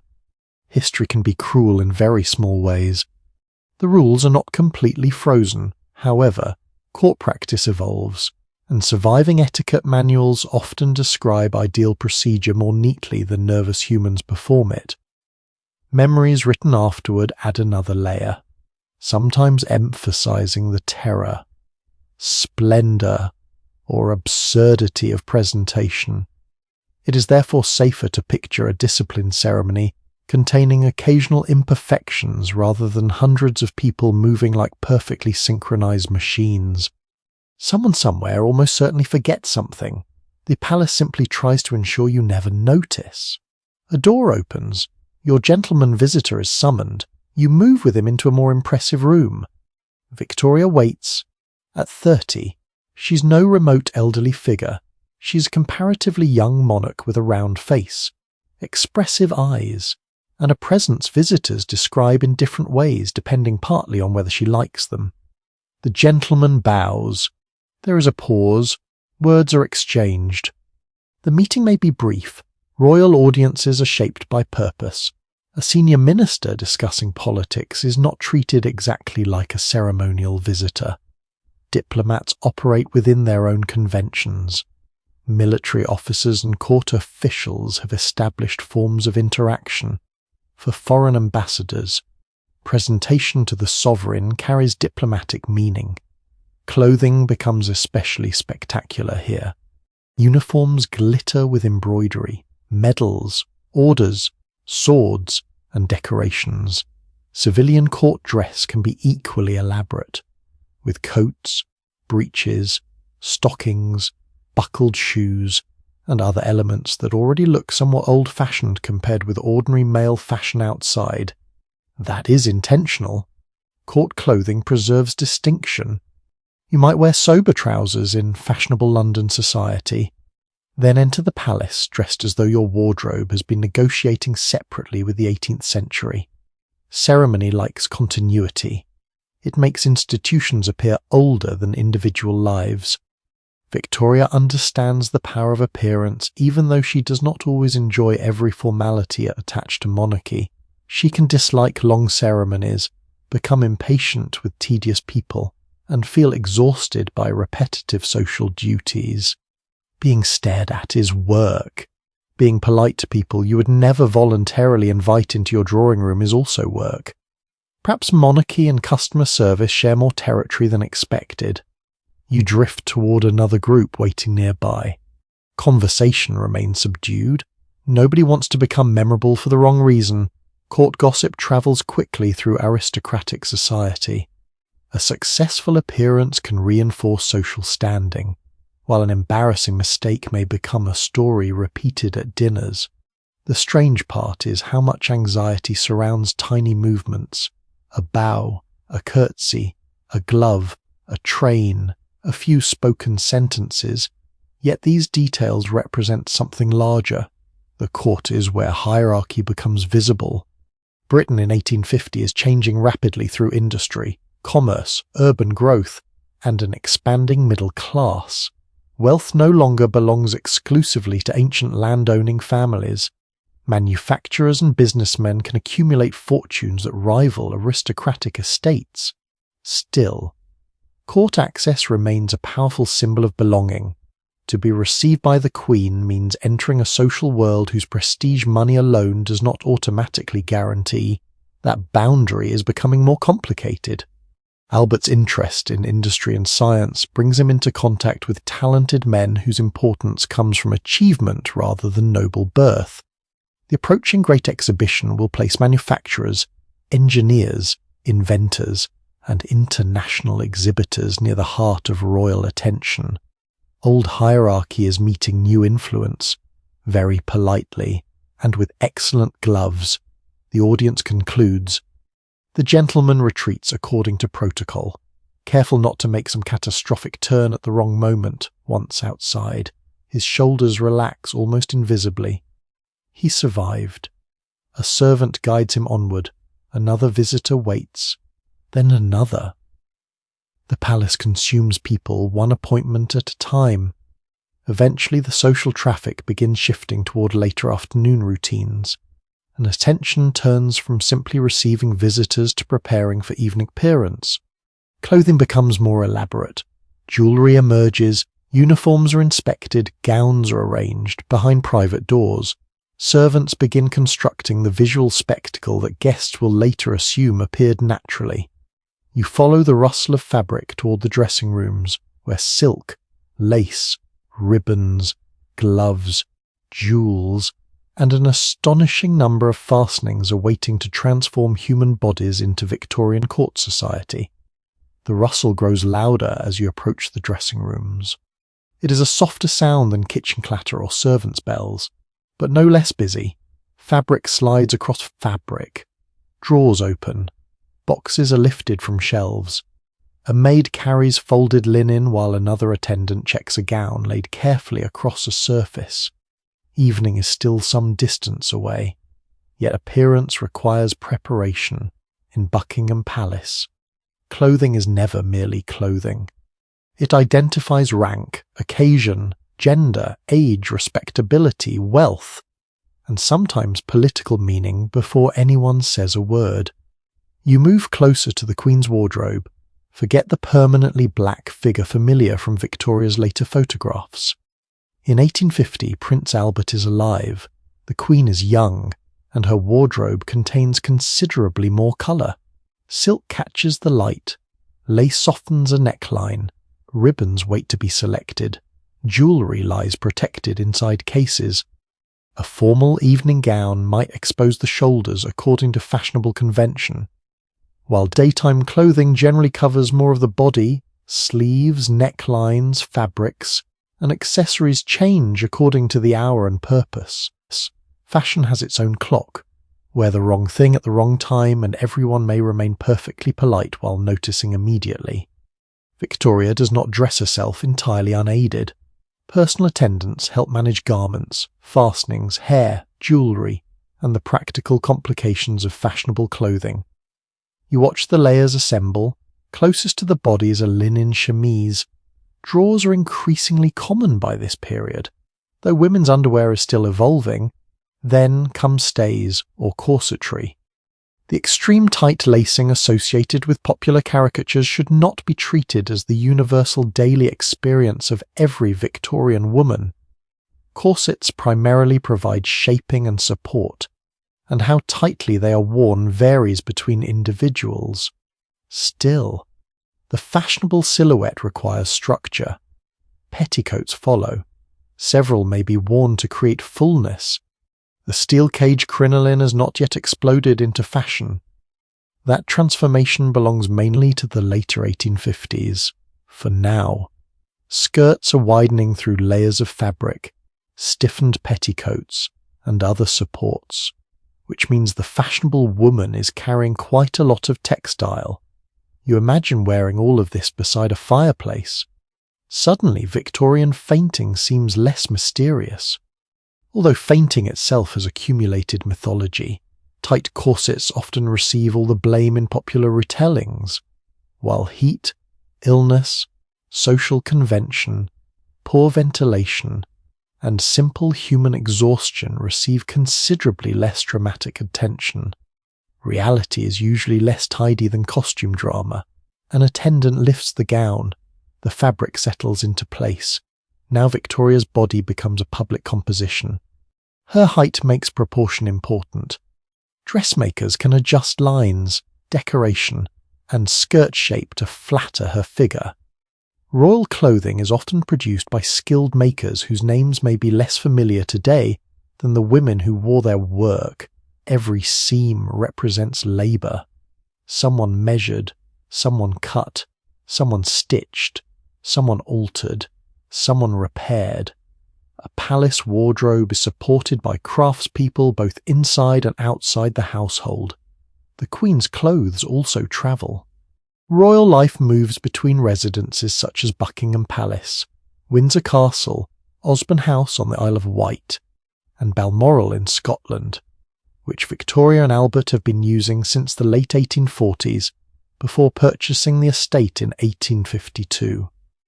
Moving royalty means moving wardrobes, boxes, cases, gowns, uniforms, shoes, accessories, jewellery.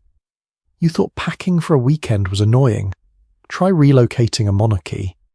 Nearby, Prince Albert's evening clothing is prepared with its own precision. Male fashion outside court has become increasingly sober compared with the brilliant colours of earlier centuries.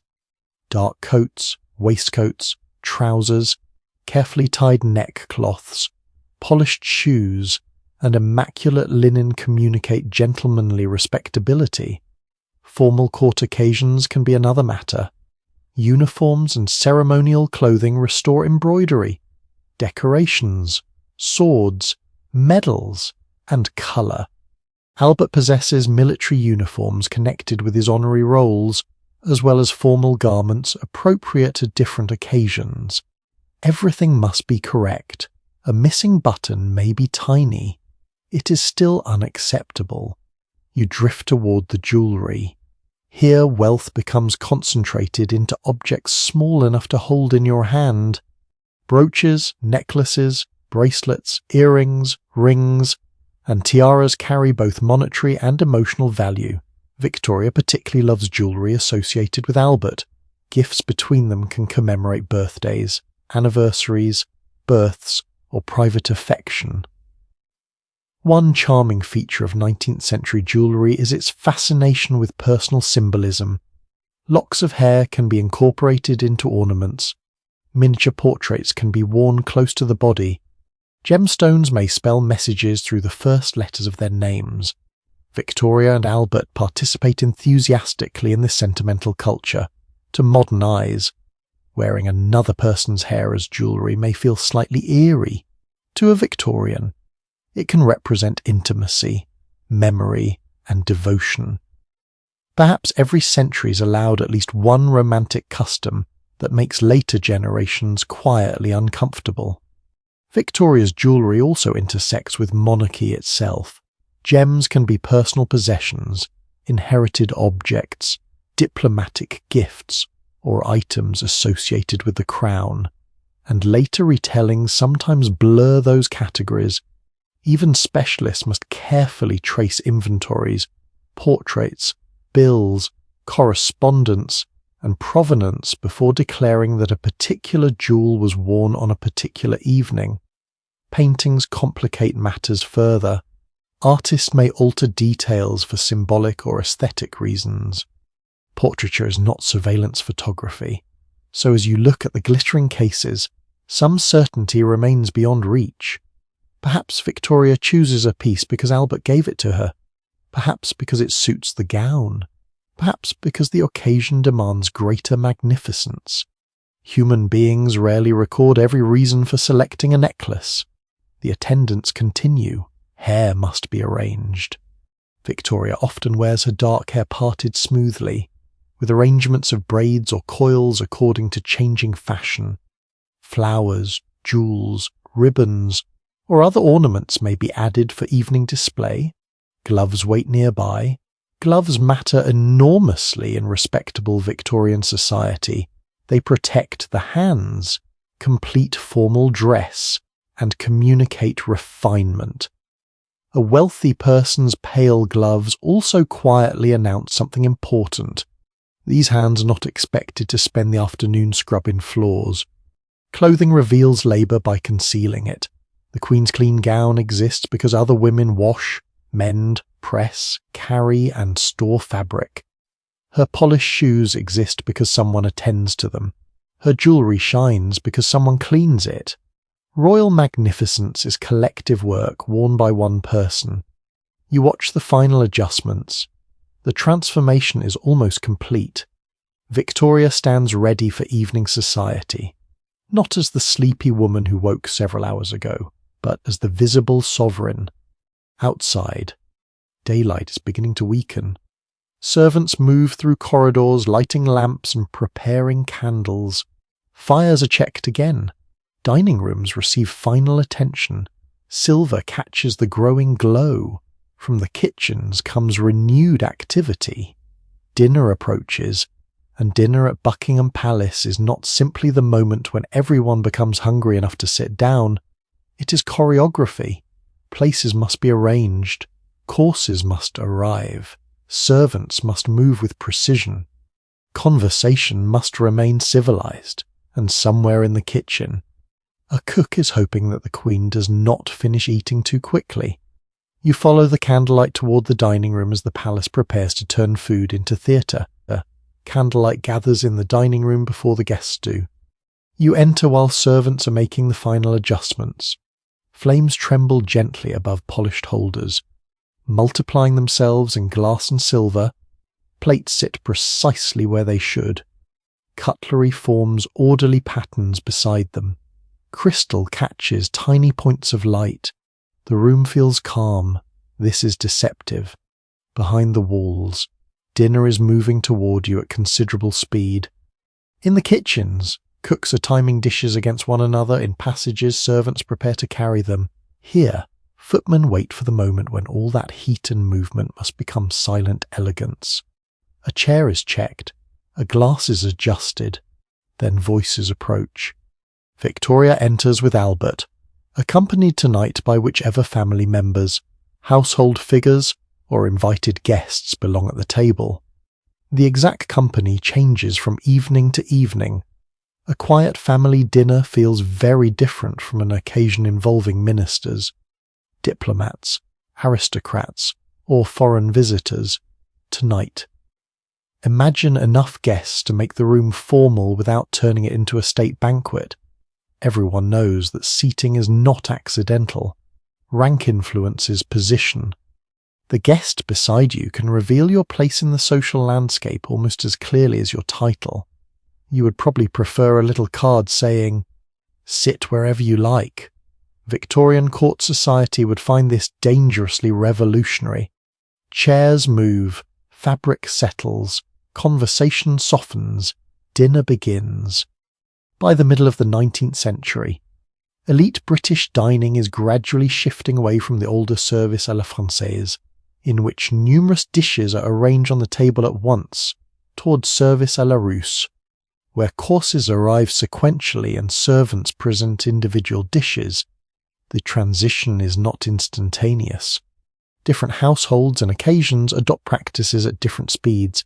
Elements of both systems can coexist, which is useful to remember whenever a beautifully confident historical drama presents one dining arrangement as though every British table changed on the same Tuesday. What remains constant is complexity. Soup may begin the progression, fish can follow, then meat, poultry, vegetables, game, savoury dishes, sweets, fruits, and desserts may appear according to the scale and fashion of the meal. Not every dinner requires the entire edible British Empire. Formal occasions simply make it feel possible. You watch a servant approach with a dish. His movement is controlled and quiet. He presents it from the appropriate position while another servant attends elsewhere. The coordination is impressive because nobody at the table is supposed to think about it. That principle returns again and again inside Buckingham Palace. The best labour disappears. Victoria begins eating. Now everyone should pay attention. She has a reputation for eating quickly. This habit becomes particularly noticeable at formal meals because the sovereign's progress can influence the service of courses. Accounts of royal dining describe guests occasionally struggling to keep pace, although later storytelling has probably sharpened the image into something more ruthless than every dinner actually was. Still, you decide not to linger over the soup. Wise. Albert's pace is more measured. Conversation moves around the table. There may be discussion of family matters, society, music, political events, travel, mutual acquaintances, or the approaching exhibition. Guests understand that certain subjects require tact. Dinner conversation at court is not the ideal moment to discover your passion for controversial opinions. Victoria herself can be lively when comfortable. She laughs readily. This surprises people who know her mainly from later photographs, where long exposures, formal conventions, widowhood, and age create the famous solemn image. The younger Victoria enjoys amusement. Her laugh is sometimes described as warm and spontaneous. You hear it now, for a moment. The hierarchy relaxes. Then a servant approaches with another course, and choreography resumes. Wine accompanies the meal, selected and managed through household arrangements concerned specifically with beverages. Elite cellars can contain substantial collections, and wine carries its own vocabulary of origin, age, quality, and appropriate pairing. Albert drinks moderately. Victoria enjoys wine as part of dining. Though claims about particular quantities or favourite drinks often become exaggerated when repeated through popular anecdotes, royal appetites attract legends. If a monarch enjoys something twice, Someone eventually declares it a lifelong obsession. You examine the table decorations instead. Flowers may provide colour and scent. Decorative objects, silver pieces, and arrangements of fruit or confectionery can turn the table into a visual composition. Some elaborate 19th century dining displays are not primarily designed to satisfy hunger. They are designed to be looked at. Sugarwork can become architectural. Confectioners create moulded shapes, decorative pieces, and elaborate desserts requiring extraordinary skill. There is something delightfully excessive about hiring talented professionals to make sugar behave like sculpture. Yet spectacle serves a purpose. A magnificent table demonstrates resources, organisation, taste, and hospitality.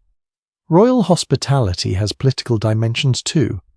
A visiting diplomat who dines with a sovereign is participating in something both social and official. Relationships between states can develop partly through ceremonies, conversations, dinners, and personal impressions. An international disagreement may remain unresolved, but at least everyone receives excellent pudding. Another dish appears. You notice the servants communicating almost without speaking, a glance, a small movement. One person knows when another needs space. Practice has transformed complicated service into rhythm. Mistakes still happen, of course. A dropped utensil, spilled wine, broken glass, delayed dish, or confused instruction is entirely possible. Such accidents rarely earn a place in official records unless they become unusually memorable. These smooth dinners, preserved in household documentation, may therefore conceal countless tiny recoveries performed before important guests notice anything. That silence leaves you imagining the servant who once caught a slipping plate at exactly the right moment and received no historical recognition whatsoever. A forgotten hero of dinner. The meal continues. Victoria speaks to the person beside her. Albert listens to another guest, if older children are present on suitable occasions. Their behaviour is observed carefully. Formal dining becomes another classroom where royal children learn how to occupy public space. Sit correctly. Speak appropriately. Do not interrupt. Remember who everyone is. Try not to knock over anything belonging to the crown. The candles shorten. Their flames warm the air and release faint traces of smoke, combined with fireplaces, bodies, food, and heavy clothing. The dining room can become increasingly warm. Women sit inside layers of fabric. Men wear structured formal clothing. You begin to appreciate the attraction of opening a window. Although London's evening atmosphere might make you reconsider, eventually the sweeter stages arrive. Desserts may include creams, jellies, pastries, preserved fruits, fresh fruits when available, confectionery, or other delicacies. Jellies are especially impressive before modern refrigeration. Producing clear, carefully moulded jellies requires skill and labour, making their cheerful wobble rather more prestigious than it appears today. You look at one with new respect. Victoria finishes. That movement carries significance. The dinner begins approaching its end. Servants remove the final dishes, napkins are set aside, chairs shift. Everyone has survived. Nobody appears to have spilled anything on the Queen. A successful evening so far, but the royal day is not finished. After dinner, guests move toward drawing rooms and other spaces where the atmosphere becomes less focused on plates and more on conversation, music, cards, reading, and entertainment. Albert loves music. Victoria loves dancing when circumstances permit, and the palace, which began your day with servants whispering beside cold fireplaces, now glows with hundreds of small flames. You rise with the company and follow them from the dining room. Behind you, servants immediately begin clearing the evidence. Ahead, somewhere beyond the next doors, a piano waits in the candlelight. The dining room fades behind you, but the evening does not become quiet. Not yet. You follow the company into rooms softened by candlelight, where the atmosphere changes almost immediately. Dinner has required careful choreography around plates and courses. Now people can move more freely. Conversations divide into smaller groups. Someone settles near the fire, another guest examines a book or print. Chairs are drawn into comfortable arrangements, and somewhere nearby. The piano you noticed is opened. Victoria and Albert share a genuine love of music. This is not simply another ceremonial obligation added to royal life. Music belongs to their private relationship, as well as their public court. Albert plays the piano and organ, sings, composes, and takes a serious interest in musical culture. Victoria also enjoys singing and playing the piano, and throughout their marriage, music provides moments when the machinery of monarchy can temporarily recede. You hear the first notes. They seem unusually intimate after the formal dinner. Albert may play, Victoria may sing. Professional musicians can also be invited to perform at court, bringing fashionable compositions and celebrated talent into royal rooms. Italian opera is particularly admired by Victoria, and she takes enthusiastic pleasure in theatrical and musical performances. The solemn marble queen of later imagination disappears again. This Victoria likes entertainment. She can become excited about a singer. She can admire a dancer.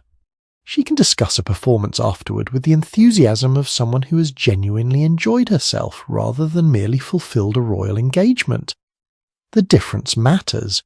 Duty occupies enormous portions of her life, so pleasure is not trivial. It is relief. You move closer to the instrument. The piano's polished surface reflects several candle flames. Music flows through the room without amplification, filling the space naturally.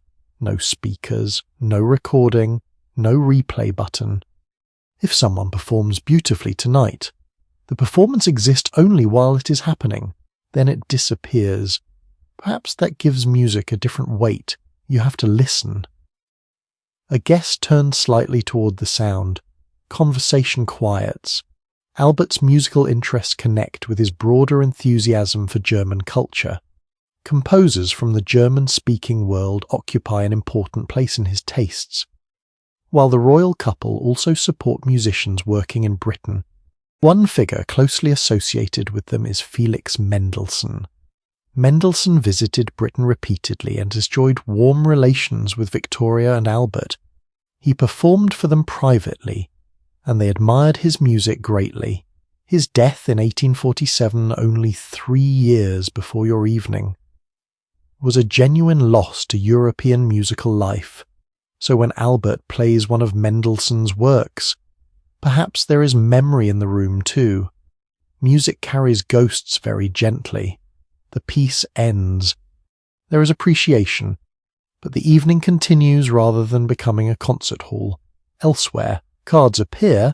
Card games remain a familiar form of elite entertainment, though the precise games depend upon fashion and company. Whist is widely popular in 19th century Britain and rewards attention, partnership, and memory.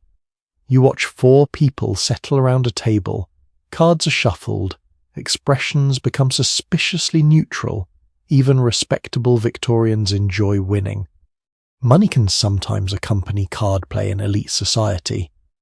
Though Victoria and Albert's domestic court does not resemble the notorious gambling culture associated with some earlier royal circles, their public image emphasizes family respectability. That does not mean everyone suddenly becomes boring. A badly played card can still produce quiet irritation. You linger long enough to watch one gentleman realize that his partner has made a choice he considers unforgivable. Nobody raises his voice. His eyebrows perform the entire argument. Very civilized. In another corner, someone reads. Reading aloud is common in 19th century domestic life. Novels, poetry, newspapers, essays, letters, and religious works can become shared entertainment rather than solitary activities. Books have a strong place in Victoria and Albert's household. Albert's intellectual interests are broad. While Victoria enjoys literature without approaching every book as a project for self-improvement, that difference feels familiar by now. Albert can make leisure look productive. Victoria is more willing to let enjoyment remain enjoyment. On livelier evenings, dancing transforms the rooms. Victoria adores dancing as a young woman. Court balls and private dances allow music, movement, fashion, flirtation, and social observation to merge beneath chandeliers. Imagine the room rearranged, musicians ready, women in wide skirts, men in formal dress, gloves touching lightly, shoes moving across polished flooring. The waltz, once regarded as scandalously intimate by some earlier observers because partners actually held one another while turning, is thoroughly established in fashionable society by 1850. Respectability has survived. Barely. Perhaps. Victoria herself danced energetically in her younger years, including during pregnancies when circumstances permitted, though later retellings occasionally turn this enthusiasm into exaggerated stories of nearly continuous royal partying. Her journals certainly show that she loves balls, but palace life also contains long periods of work, family routine, travel, and quieter evenings. No single diary entry can stand for every night. That is one of the traps waiting whenever you peer into private history. People record unusual pleasure and unusual irritation more readily than hours when absolutely nothing interesting happens. Perhaps tonight is somewhere between the two. A little music, some conversation, cards, a book, no diplomatic catastrophe. An excellent evening. Really. You move toward a window. Outside. The gardens have become almost completely dark. London beyond them is not. Gaslighting has transformed many streets of the capital during the first half of the 19th century. Pools of artificial light mark roads beyond the palace, while shops, theatres, taverns, clubs, and private houses continue their evening lives. The city is still awake, so are many palace servants. That fact becomes increasingly obvious as you leave the drawing room for a moment. In the corridor, a footman waits, farther away. Someone carries used glasses. Servants clear dinner equipment, prepare bedrooms, maintain fires, attend lamps, answer bells, and remain available until their employers retire. Royal leisure extends servant labour. If Victoria decides that the evening should continue another hour, several other people's evening continues too. Nobody asks the housemaid whether she feels inspired by Mendelssohn. She has work tomorrow morning. Still, employment in this strange building produces moments ordinary Londoners would never experience. A servant standing outside a drawing room might hear some of Europe's finest musicians through a half-closed door. A footman may see ministers, princes, artists, and foreign dignitaries pass within a few feet. History walks past while he remains at his post. One palace tradition that later memoirs love to preserve is the servant who becomes so accustomed to famous visitors that celebrity loses its magic. Whether every colourful anecdote happened exactly as remembered hardly matters. Familiarity must have changed perception. If you open doors for important people every evening, eventually they become people who need doors opened. The music ends again. This time the gathering begins thinning. Goodnights are exchanged. Guests depart. Carriages wait outside, the grand rooms slowly empty. Victoria and Albert withdraw toward their private apartments, leaving servants to restore order behind them. The palace is moving towards sleep. But a building this large never simply switches off. You remain behind as the last formal voices fade. A lamp is carried along a corridor. The bright rooms now open into darker passages where private staircases, locked doors, guards, servants, and nighttime routines create an entirely different Buckingham Palace. You follow the small pool of light. After midnight approaches, the palace begins revealing its shadows. The small pool of lamplight moves ahead of you, trembling across the walls as the servant carrying it turns into a narrower passage. You follow.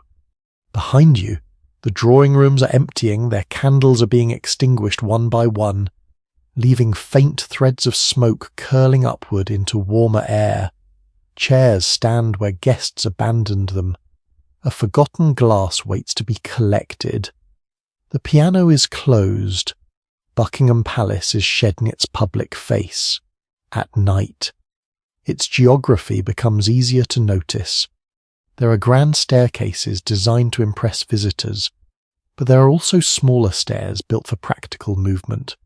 Corridors connect apartments without exposing every journey to public rooms. Service routes allow attendants to appear where needed while remaining largely outside the ceremonial landscape. A palace needs these hidden paths, because privacy is difficult when hundreds of people occupy one building. You descend several steps. The passage turns. For a moment, you lose any sense of direction. That would be inconvenient for you. For a servant carrying hot water, it would be professionally embarrassing. People who work here learn the building almost as another language. They know which staircase reaches which floor, which doors should remain closed, which rooms belong to whom, and which routes are appropriate for their rank. You notice a door ahead, locked. Not every part of the palace remains accessible simply because night has arrived. Security matters. Victoria has already experienced frightening reminders that being monarch attracts unwanted attention. Edward Oxford fired pistols toward Victoria and Albert in 1840 while they were riding in a carriage. Other attempts and threatening encounters followed during the decade. Victoria survives them. And some attackers appear to have been driven by motives very different from organised political assassination. But nobody inside the household can treat royal safety casually. Guards remain part of palace life. Doors are controlled. Entrances are watched. Messages and visitors do not simply wander inside because they have an interesting story. You hear measured footsteps. A guard passes somewhere beyond the corridor. The sound is strangely reassuring. Then silence returns, almost. Buckingham Palace never becomes completely silent. Wood settles. A fire cracks. Wind touches a window. Far away. A door closes softly. Perhaps a servant coughs behind a wall. The noises become more noticeable because daytime activity no longer hides them, and old buildings encourage imagination. Stories of secret tunnels and mysterious passages gather naturally around royal palaces. Buckingham Palace has certainly acquired its share of legends, including tales of concealed routes stretching beneath London. There are genuine underground and service spaces associated with large royal buildings, but the more extravagant stories often grow faster than documentation can support them. A tunnel supposedly leading conveniently towards some dramatic destination makes a wonderful story. A service corridor leading towards storage is less exciting. History is frequently defeated by architecture's desire to be practical. You turn another corner. Here the air feels cooler. The lamp throws enormous shadows against plain walls, making ordinary furniture look suspicious.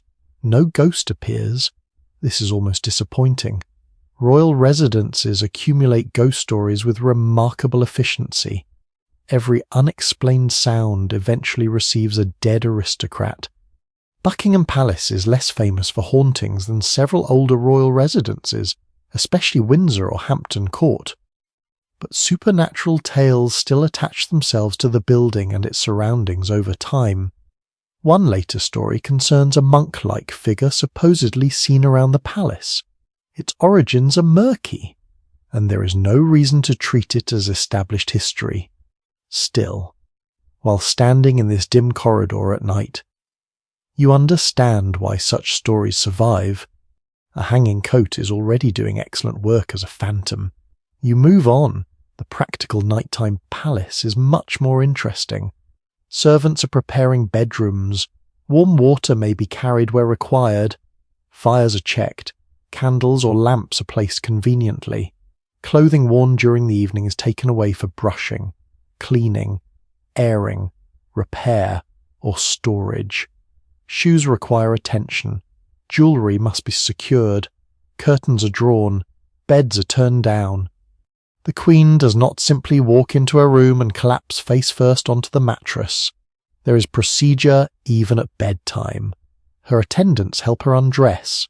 Hair ornaments are removed. Jewellery comes off. Layers of clothing reverse their morning journey. Gown, petticoats, corsetry, stockings, linen. Every item becomes somebody's responsibility. You imagine the relief of removing formal clothing after hours of sitting beneath candlelit ceilings. Some experiences require no historical explanation. Albert has his own nighttime routine. The couple share emotional intimacy, but also live within the spatial arrangements expected of royalty. Their private apartments allow access between their lives while preserving rooms for individual use, dressing, work, and attendance. Exactly how Victoria and Albert use particular rooms across every period of their residence is not always as simple as modern floor plans imply. Buckingham Palace undergoes alterations. Household arrangements change as children arrive, and rooms can acquire new purposes. Later descriptions sometimes freeze the building into a single configuration that never existed for very long. So you resist placing every bed and doorway with false confidence.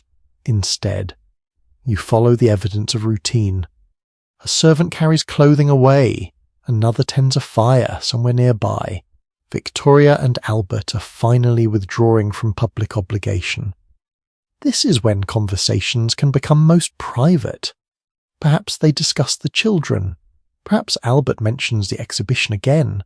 Of course he does. Perhaps Victoria complains about someone encountered earlier. That seems equally plausible. Their letters and journals show a marriage filled with affection, but not free from disagreement. Albert can be critical of Victoria's emotional reactions. Victoria can resent his judgments. Arguments occur, then reconciliation follows. The romantic image and the difficult reality belong together. You pass another staircase. Below, servants are still awake. Used dishes must finish their journey. Rooms must be secured. Fires cannot simply be abandoned dangerously. Candles require attention because open flame inside a building full of wood, textiles, paper, and expensive possessions is an obvious risk. Fire is everywhere in Victorian domestic life. It warms rooms, cooks food, heats water, provides light indirectly through candles and lamps, and threatens to destroy everything if neglected. Night watchfulness, therefore, has a practical purpose. The palace sleeps surrounded by small controlled flames. You stop beside a window. Outside, the garden is nearly invisible. Beyond the grounds, London glows faintly beneath its smoky sky. Somewhere out there, night workers continue through darkness. Bakers prepare bread. Policemen patrol streets. Carriages return from theatres and clubs. Inside the palace, hierarchy is gradually horizontal. Queens lie down, princes lie down, maids lie down, footmen lie down. For several hours at least, everyone becomes a sleeping human body requiring warmth and rest. Almost everyone.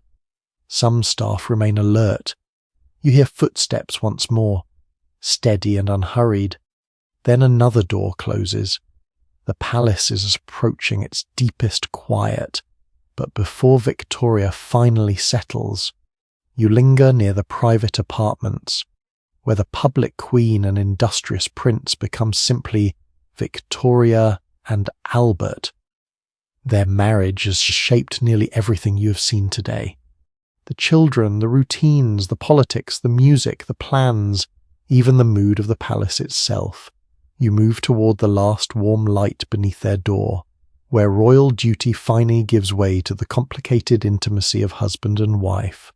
The last warm light beneath the door draws you closer.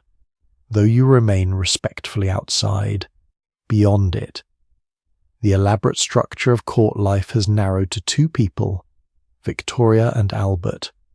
The names have followed you through almost every room today. You've seen their children, their papers, their music, their meals, and the servants who organize comfort around them. Yet the marriage at the center of all this activity is neither the perfectly romantic partnership celebrated in sentimental portraits, nor the cold political arrangement that royal marriages so often become.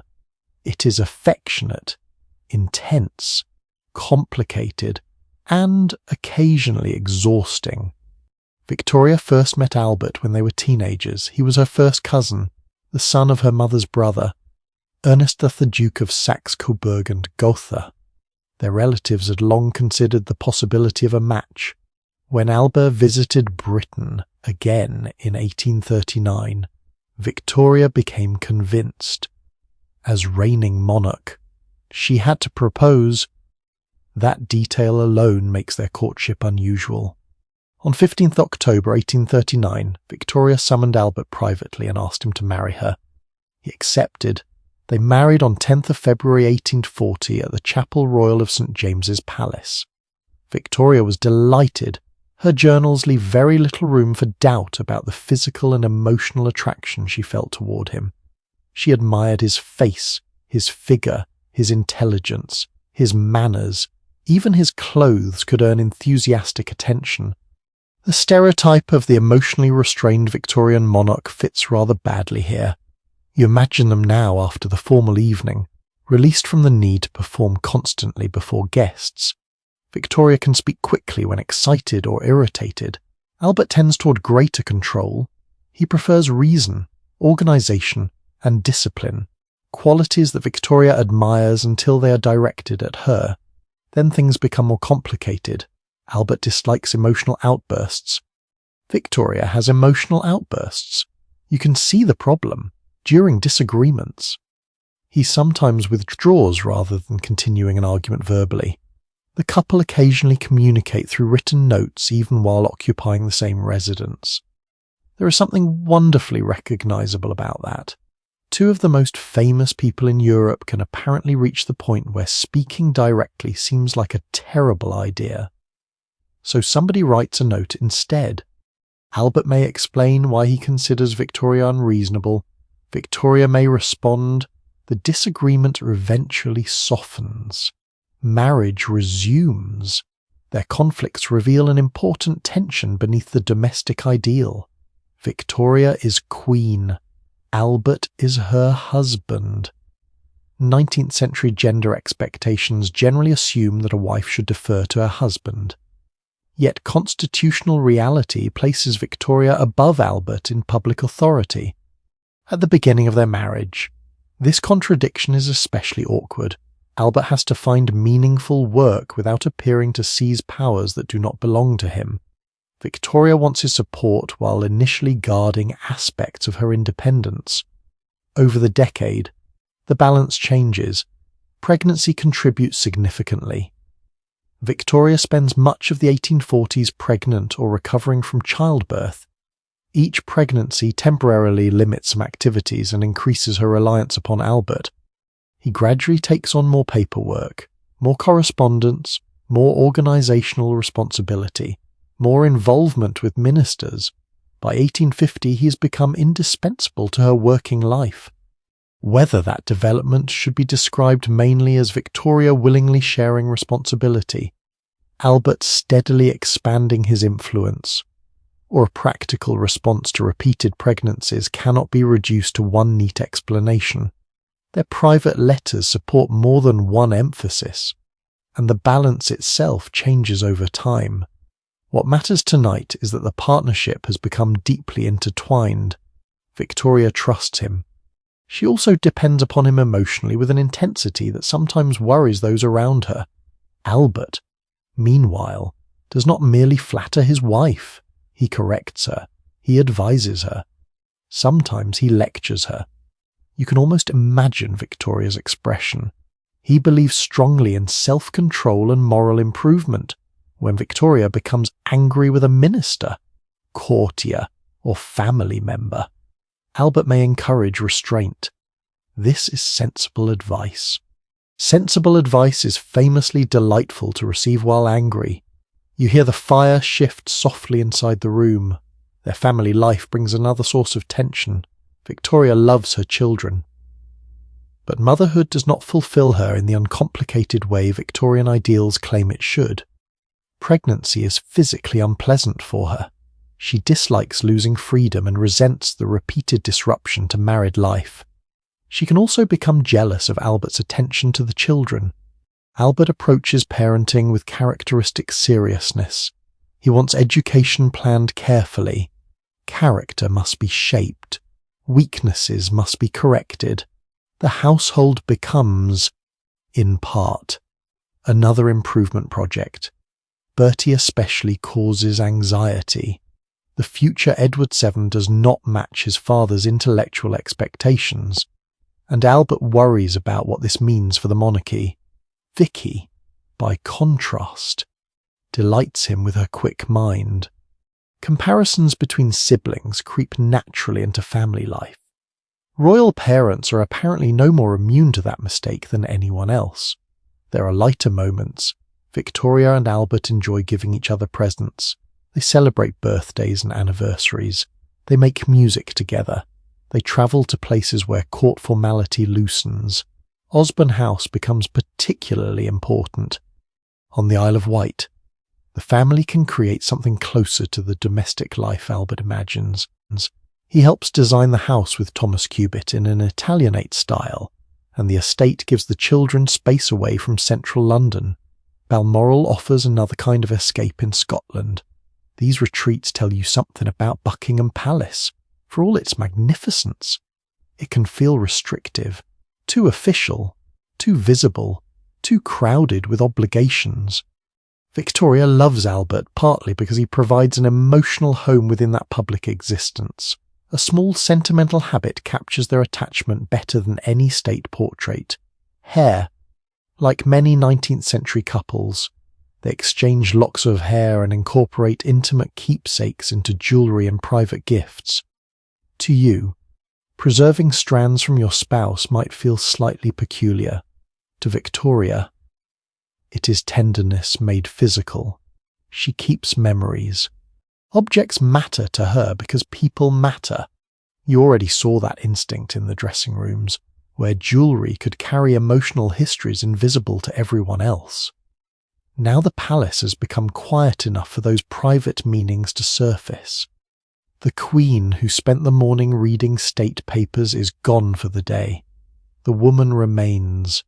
Albert's health in 1850 gives no reason to imagine how abruptly this partnership will eventually end.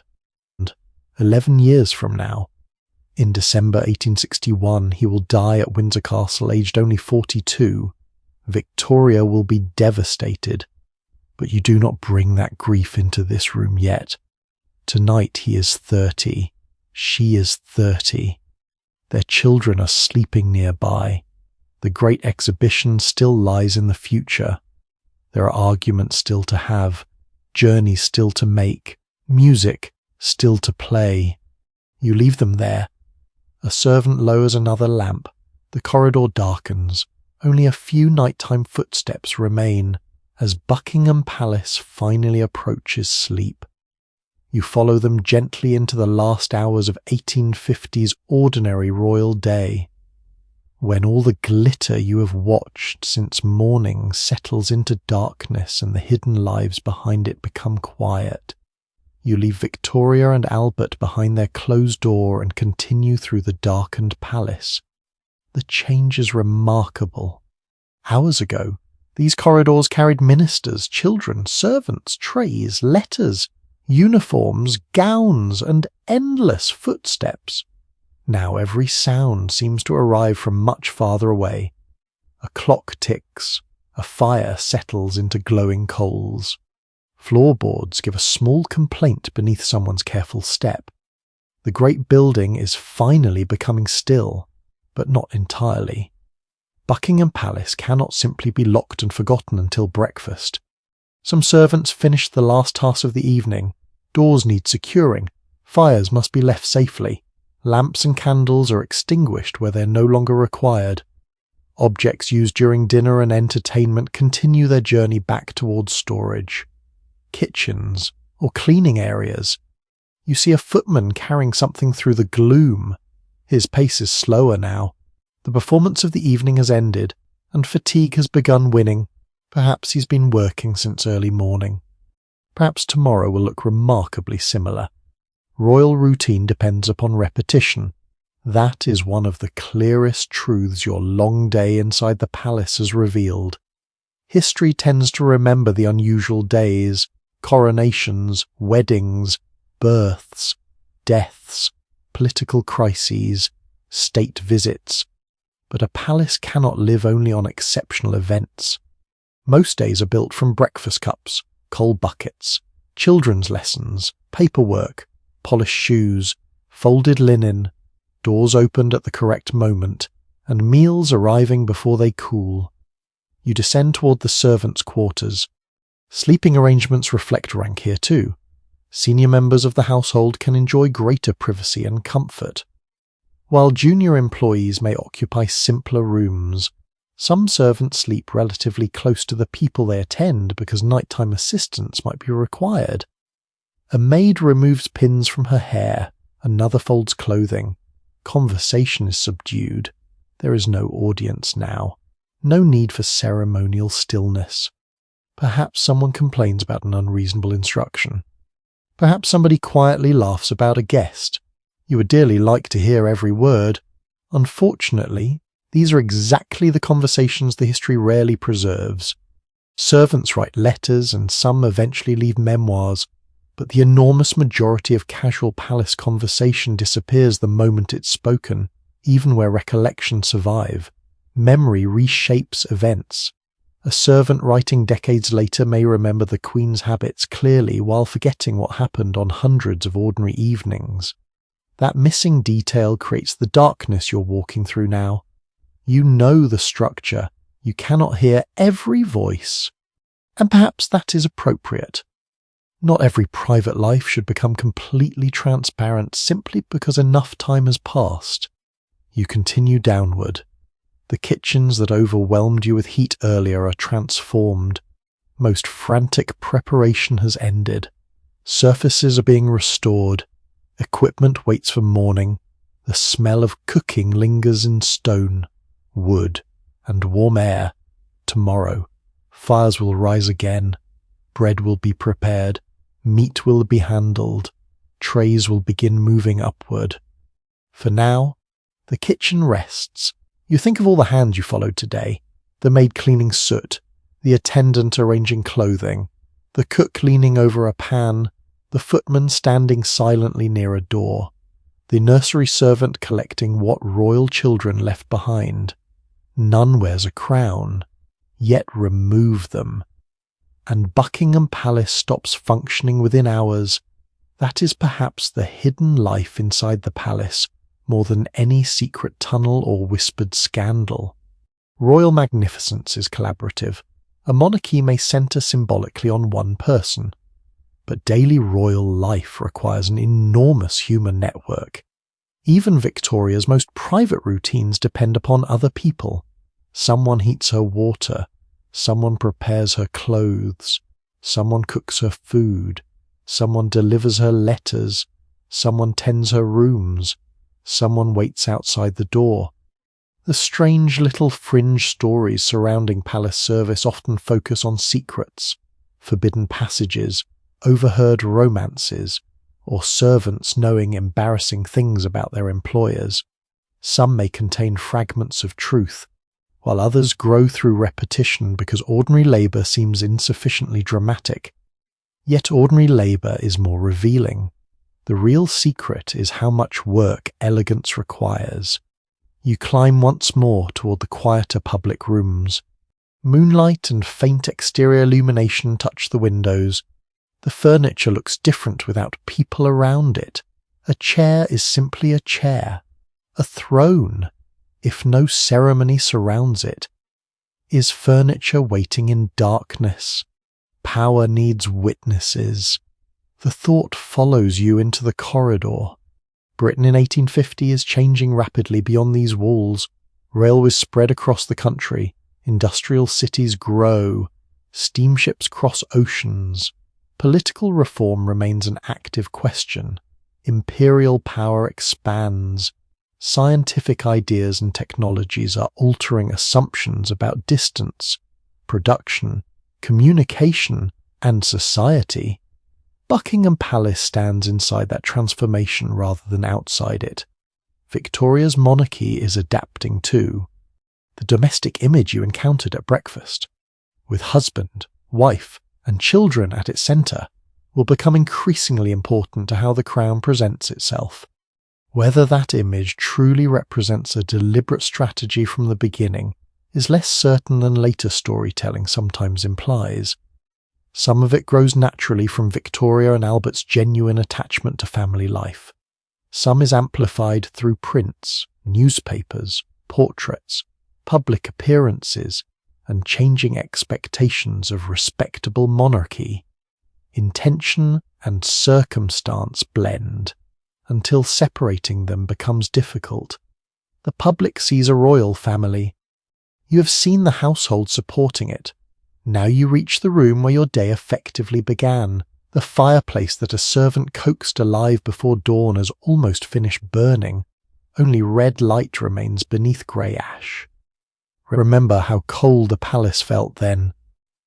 You stood in darkness while coal buckets moved through corridors and London slowly awakened outside. Everything that followed depended upon those first invisible preparations. Morning dressing, breakfast, government papers, Albert's exhibition plans, children's lessons, cleaning, visitors, clothing, dinner, music, night. A whole royal day has passed without requiring a single dramatic historical event. That is why it matters. Most people in the past did not know when they were living through a day future generations would ignore. They simply lived it. And now the palace sleeps. You allow the pace of your footsteps to slow. The corridors seem longer, softer, almost distant. The smell of coal is fading. The last voices disappear behind doors. Outside, London continues beneath the dark sky. But you no longer need to follow it. Your own room can return around you now. Your pillow, your blanket, the quiet, familiar darkness. The palace becomes farther away with every breath. Its candles shrink into tiny points of light. Its corridors dissolve gently into shadow. Victoria sleeps somewhere beyond the years, still young in this one preserved evening, with Albert nearby and their children safe in their rooms. The servants rest too, or soon will. No bells need you tonight. No dispatch box waits beside your bed. No footman expects you to remember court etiquette. There is nothing left for you to carry. So allow Buckingham Palace to become silent. Let the kitchens cool. Let the fires settle. Let the polished rooms disappear into darkness. And as the final lamp goes out behind the last closed door, you can leave 1850 exactly where you found it, quiet beneath the London night. Your breathing can soften now, your shoulders can loosen. The long corridors no longer need exploring. Everything is still, everything is distant, and for tonight, history can sleep with you. Sweet dreams.